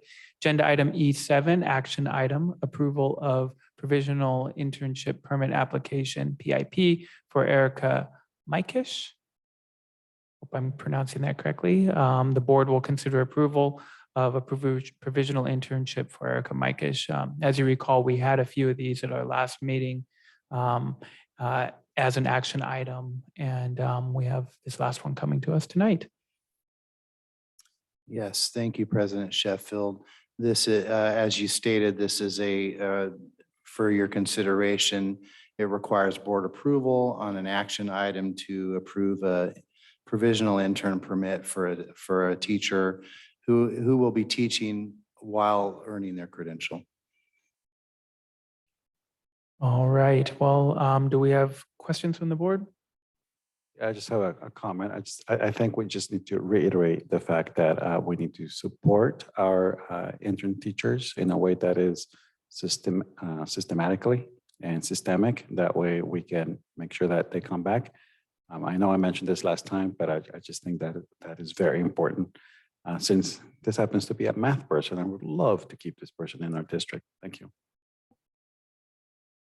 Thank you. Any other questions from the board? Okay, let's go to the public. No in-house blue cards, so let's go to those joining us online. There are members of the public joining us on Zoom and would like to comment on item E7, approval of the provisional internship permit application for Erica Mikish. Please raise your hand at this time. There are no hands raised. Thank you. All right, back to the board for discussion. Further questions or a motion? I'd like to move to approve the provisional internship permit application for Erica Mikish. Second. All right, it was moved by trustee De La Cruz and it was seconded by eeny, meeny, miny, trustee Medina. Director Bowie. Aye. Director De La Cruz. Aye. Director Medina. Aye. Director Manieri. Aye. Director McCormick. Aye. Director Flores. Aye. President Sheffield. Aye, motion passes. All right, well, thank you, Mr. Shepherd. We are pushing through on the agenda. We will move on to agenda item E8. This is an action item. Am I on the right item? Yes, we are on E8. Action item, emergency resolution delegating authority to the superintendent to take necessary action to protect students and staff from the spread of the coronavirus. The board will consider approval of emergency resolution number 2022-2310, declaring emergency conditions exist at Santa Rosa City Schools and authorization to take any and all necessary actions to prepare and respond effectively to the novel coronavirus. I turn it over to you, Superintendent Trunell. Thank you, Board President Sheffield, members of the board, the community that is in person and online. This item was a tabled item from 2 board meetings ago, and there was some dialogue about some additional considerations to be in the document. And I want to highlight those because it was necessary to bring forward language into the document that was absent on our Board Policy 2210, which indicates that in the course of operating district schools or implementing district programs, situations may arise which may not be addressed in written policies. In such situations, or when immediate action is necessary to avoid any risk to the safety or security of students, staff, or district property, or to prevent disruption of school operations, the superintendent or designee shall have the authority to act on behalf of the district in a manner that is consistent with law and board policies. That is a policy that already exists.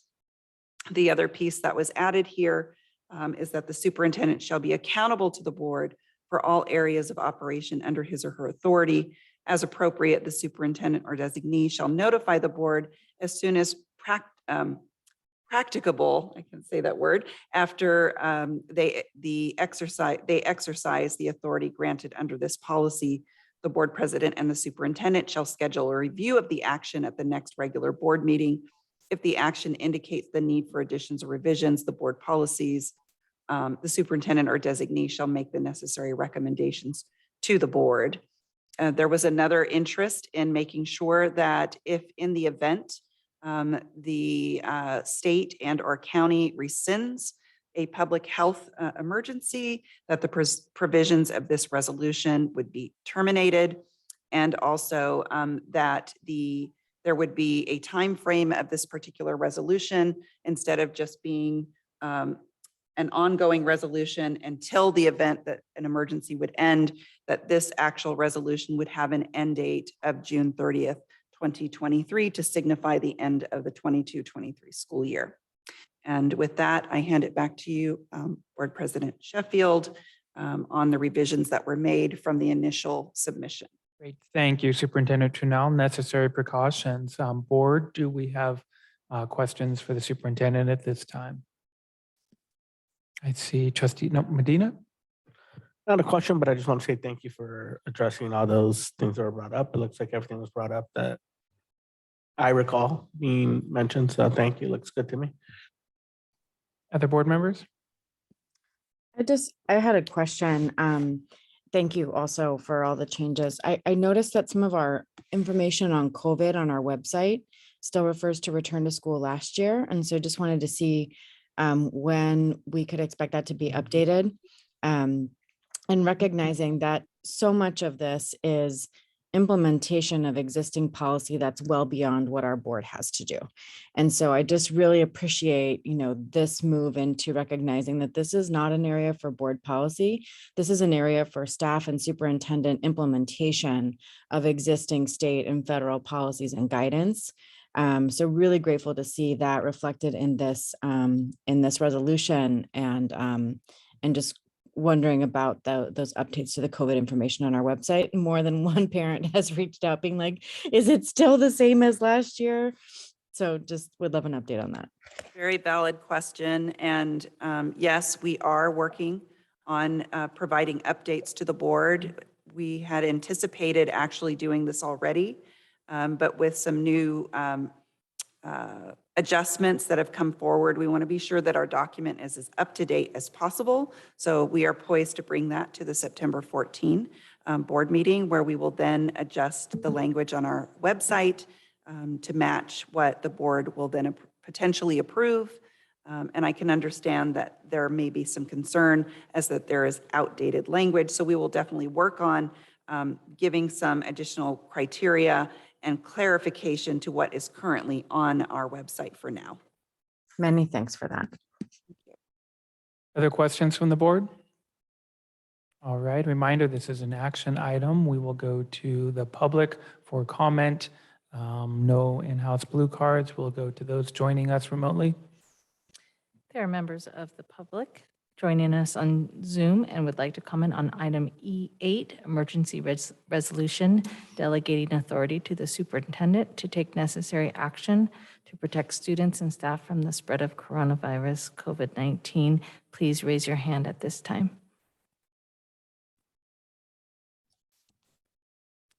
There are no hands raised. Thank you. All right, back to the board for discussion, further questions or motion. I'd like to move to authorize the emergency resolution delegating authority to the superintendent to take necessary action to protect students and staff from the spread of COVID-19. Second. All right, the motion came from trustee De La Cruz, seconded from trustee McCormick. We are ready for a vote. I have a comment. Okay, continue. So I don't know if I'm being a little bit, detail oriented here, but in the past, when you brought school board policy that has changed or ARs that have been changed and updated, there was, you included the old, write-up and then the new write-up with the new information being highlighted or the old information being, or the new information being in red to show the differences between, the old policy and the new policy. Can we do that consistently with other documents such as this, especially when the board asks for new, language change, so we know exactly what was changed? I will absolutely do that. Thank you for that. I think I'll just add this, there's no policy that's being changed. It's just another resolution, I think. But yeah, so I'll just add that for clarification. All right, so we are ready for a vote on this resolution. Director Bowie, Aye. Director De La Cruz, Aye. Director McCormick, Aye. Director Manieri, Aye. Director Flores, Aye. Director Medina, Aye. President Sheffield. Aye, the motion passes. All right, we are on to agenda item E9, an action item, public board meeting via teleconference AB 361. The board will consider the continuance of conducting public meetings virtually, including the use of hybrid models as allowed in Assembly Bill AB 361. Superintendent Trunell. Thank you, and I will be brief. Board President Sheffield, almost called you Superintendent Sheffield. President Sheffield, members of the board, public in person and online. This has become a standard item for us that was requested to be at the end of the agenda so that we can acknowledge that we are, that the board will consider action to continue our hybrid model, which allows for the online participation and the benefits that come with it for as long as the law is in effect or by 2024. And so bringing that forward to you tonight so that we can honor the every 30 days and in this fact, just every board meeting to keep up to date with it. And I hand it back to you. Thank you, Superintendent Trunell. Board members, do we have questions? All right, public comment, no blue cards. Let's see if we have anybody still tuning in. There are members of the public who would like to comment on item E9, public board meeting via teleconference per AB 361. Please raise your hand at this time.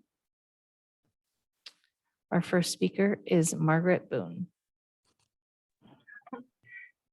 Good evening. I always want to say thank you for having the hybrid meetings. It makes it so much easier on so many of us. I would also like to just suggest that for district meetings, we have a hybrid option.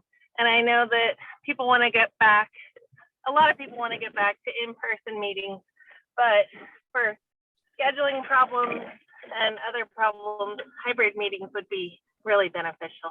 Thank you. Thank you, Margaret.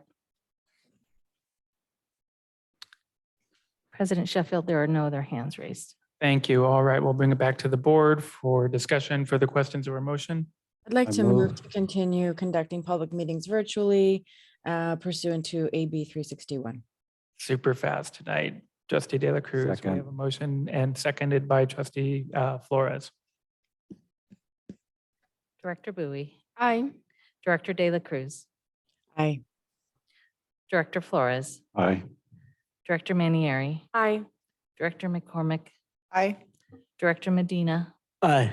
President Sheffield. Aye. Okay, the motion passes. We are now on our consent items. We had at the request of the superintendent pulled consent item F4. And I want to again open it up to the public who wish to pull any consent items from this for discussion. Any members in-house? Now, any members joining us online who wish to pull consent items for discussion? Are there any members joining us on Zoom that would like to speak on a consent item? Those are the F items on the agenda. If you would like to comment on any of those items, please raise your hand at this time. There are no hands raised. All right, thank you. Okay, we had pulled F4. Superintendent Trudeau? Thank you. Board President Sheffield, members of the board, those in person and online.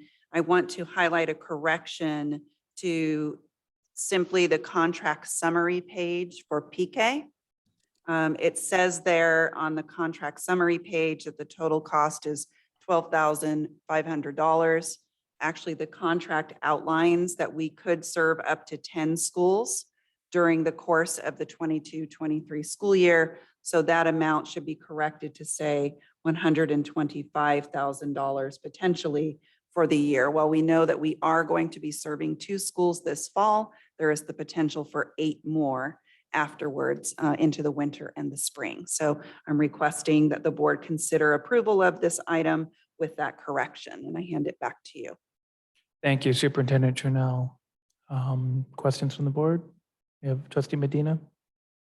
Since the item's up, I just wanted to clarify, is this a semester-long program or year-long program? Like, because I see two of the schools are starting off this semester, and then other ones start at I think the next semester. Is that correct? It does not span the course of the entire semester, I believe, and I don't think Ms. Yama, oh, I'm sorry, yes, you are still here. Please come down and speak to it. Come on down. And thank you for hanging with us.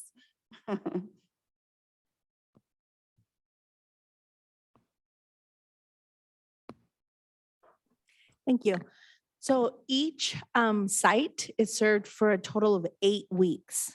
So this contract for now, the first, they do it by like, they said fall, winter, and spring. And so these first 2, we identified Pioneer and Elsie. We opened it up to all the high schools, but those were the 2 schools that were ready for this program.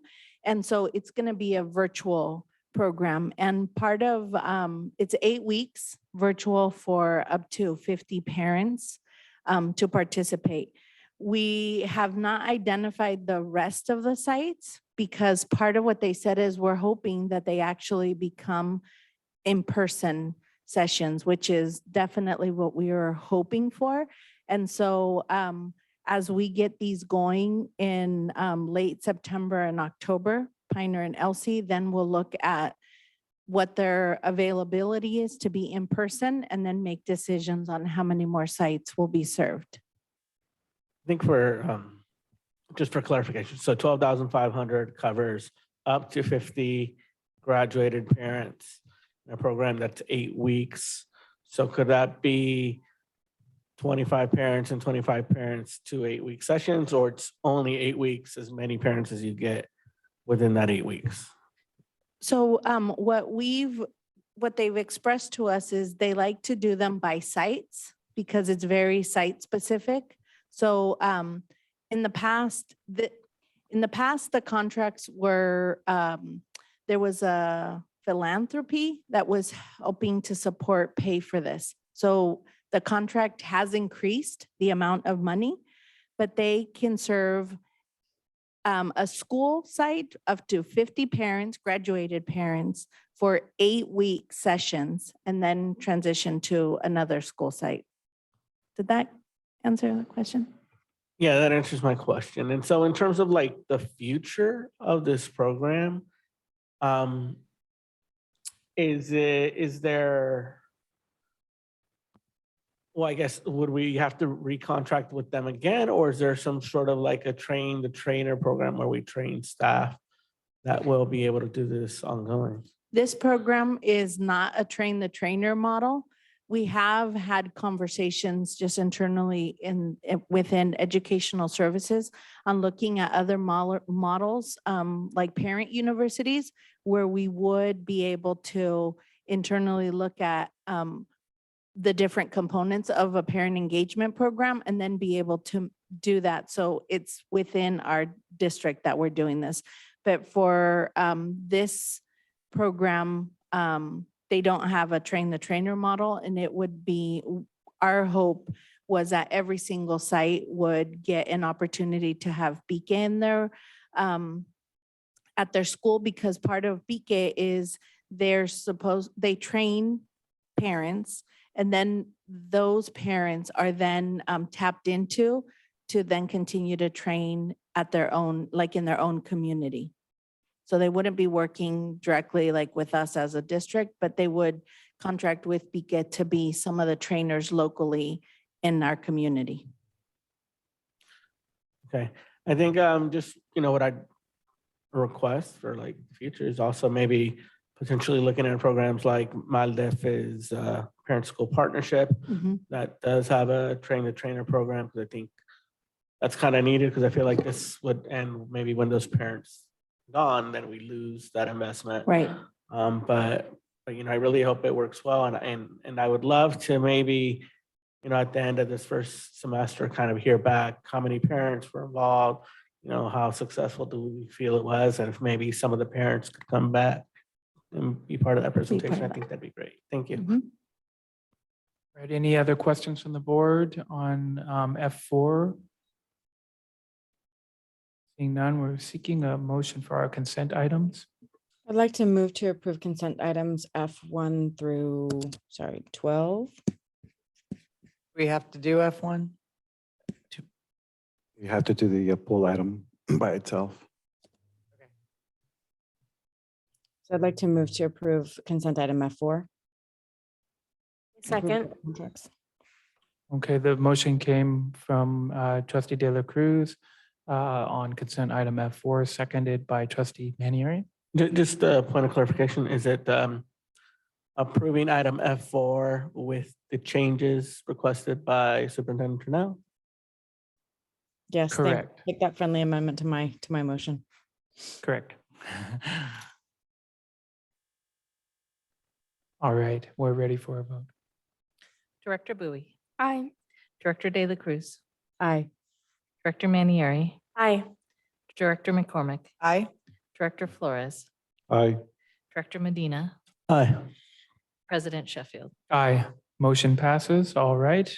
We're on our consent items, seeking a motion for approval of consent items. I'd like to move to approve items F2, F3, and F5 through 12. Second. All right, it was moved by trustee Medina, seconded by trustee Flores. Items F2, F3, and 5 through 12. We are ready for a vote. Director Bowie, Aye. Director Medina, Aye. Director Flores, Aye. Director Manieri, Aye. Director De La Cruz, Aye. Director McCormick, Aye. President Sheffield. Aye, motion passes. On to our G items. Approval of minutes. G1, approval of minutes of the regular board meeting held on August 10th, 2022, seeking a motion for approval. I'd like to move to approve the minutes of the regular board meeting on August 10th, 2022. Second. All right, the motion was from trustee De La Cruz, seconded from trustee McCormick. We are ready for a vote. Director Bowie, Aye. Director De La Cruz, Aye. Director McCormick, Aye. Director Manieri, Aye. Director Flores, Aye. Director Medina, Aye. President Sheffield. Aye, motion passes. All right, our H items, board member requests for information. Any requests for information? I just have one thing. I know it's probably already built in, but I'd like to see a bond measure update on every agenda leading up to the November election. Can I ask clarification?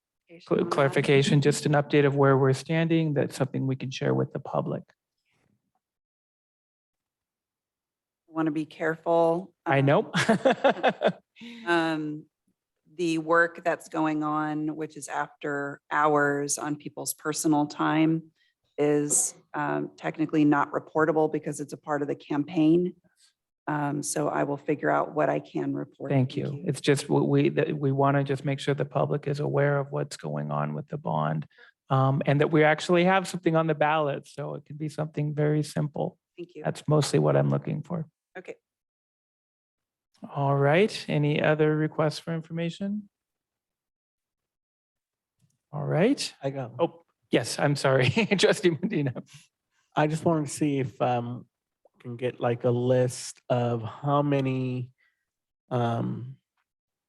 ethnic studies courses and sections are taking place this academic year or right now, and how many students are in them and how many like sections of each. And who Poised are to the bring awesome- forward an ethnic studies update. We're poised to bring that forward. Yes, thank you. And who are the awesome teachers who have stepped in to kind of take up this new adventure in culturally responsive teaching and learning?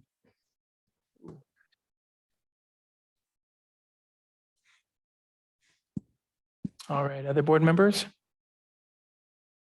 All right, moving on. Our information items are listed in the agenda packet. And lastly, before we adjourn, Superintendent Trunell, any last announcements?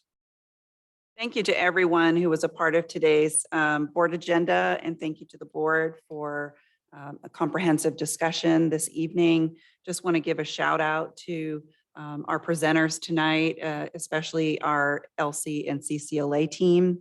Really amazing work. Also to Ed Burke, Mike, Steve, and everyone who was a part of tonight's board meeting. I know it takes a lot of effort to prepare, and just really appreciative and excited for this school year and day 10. All right, well, with that, good night, everyone. Meeting adjourned.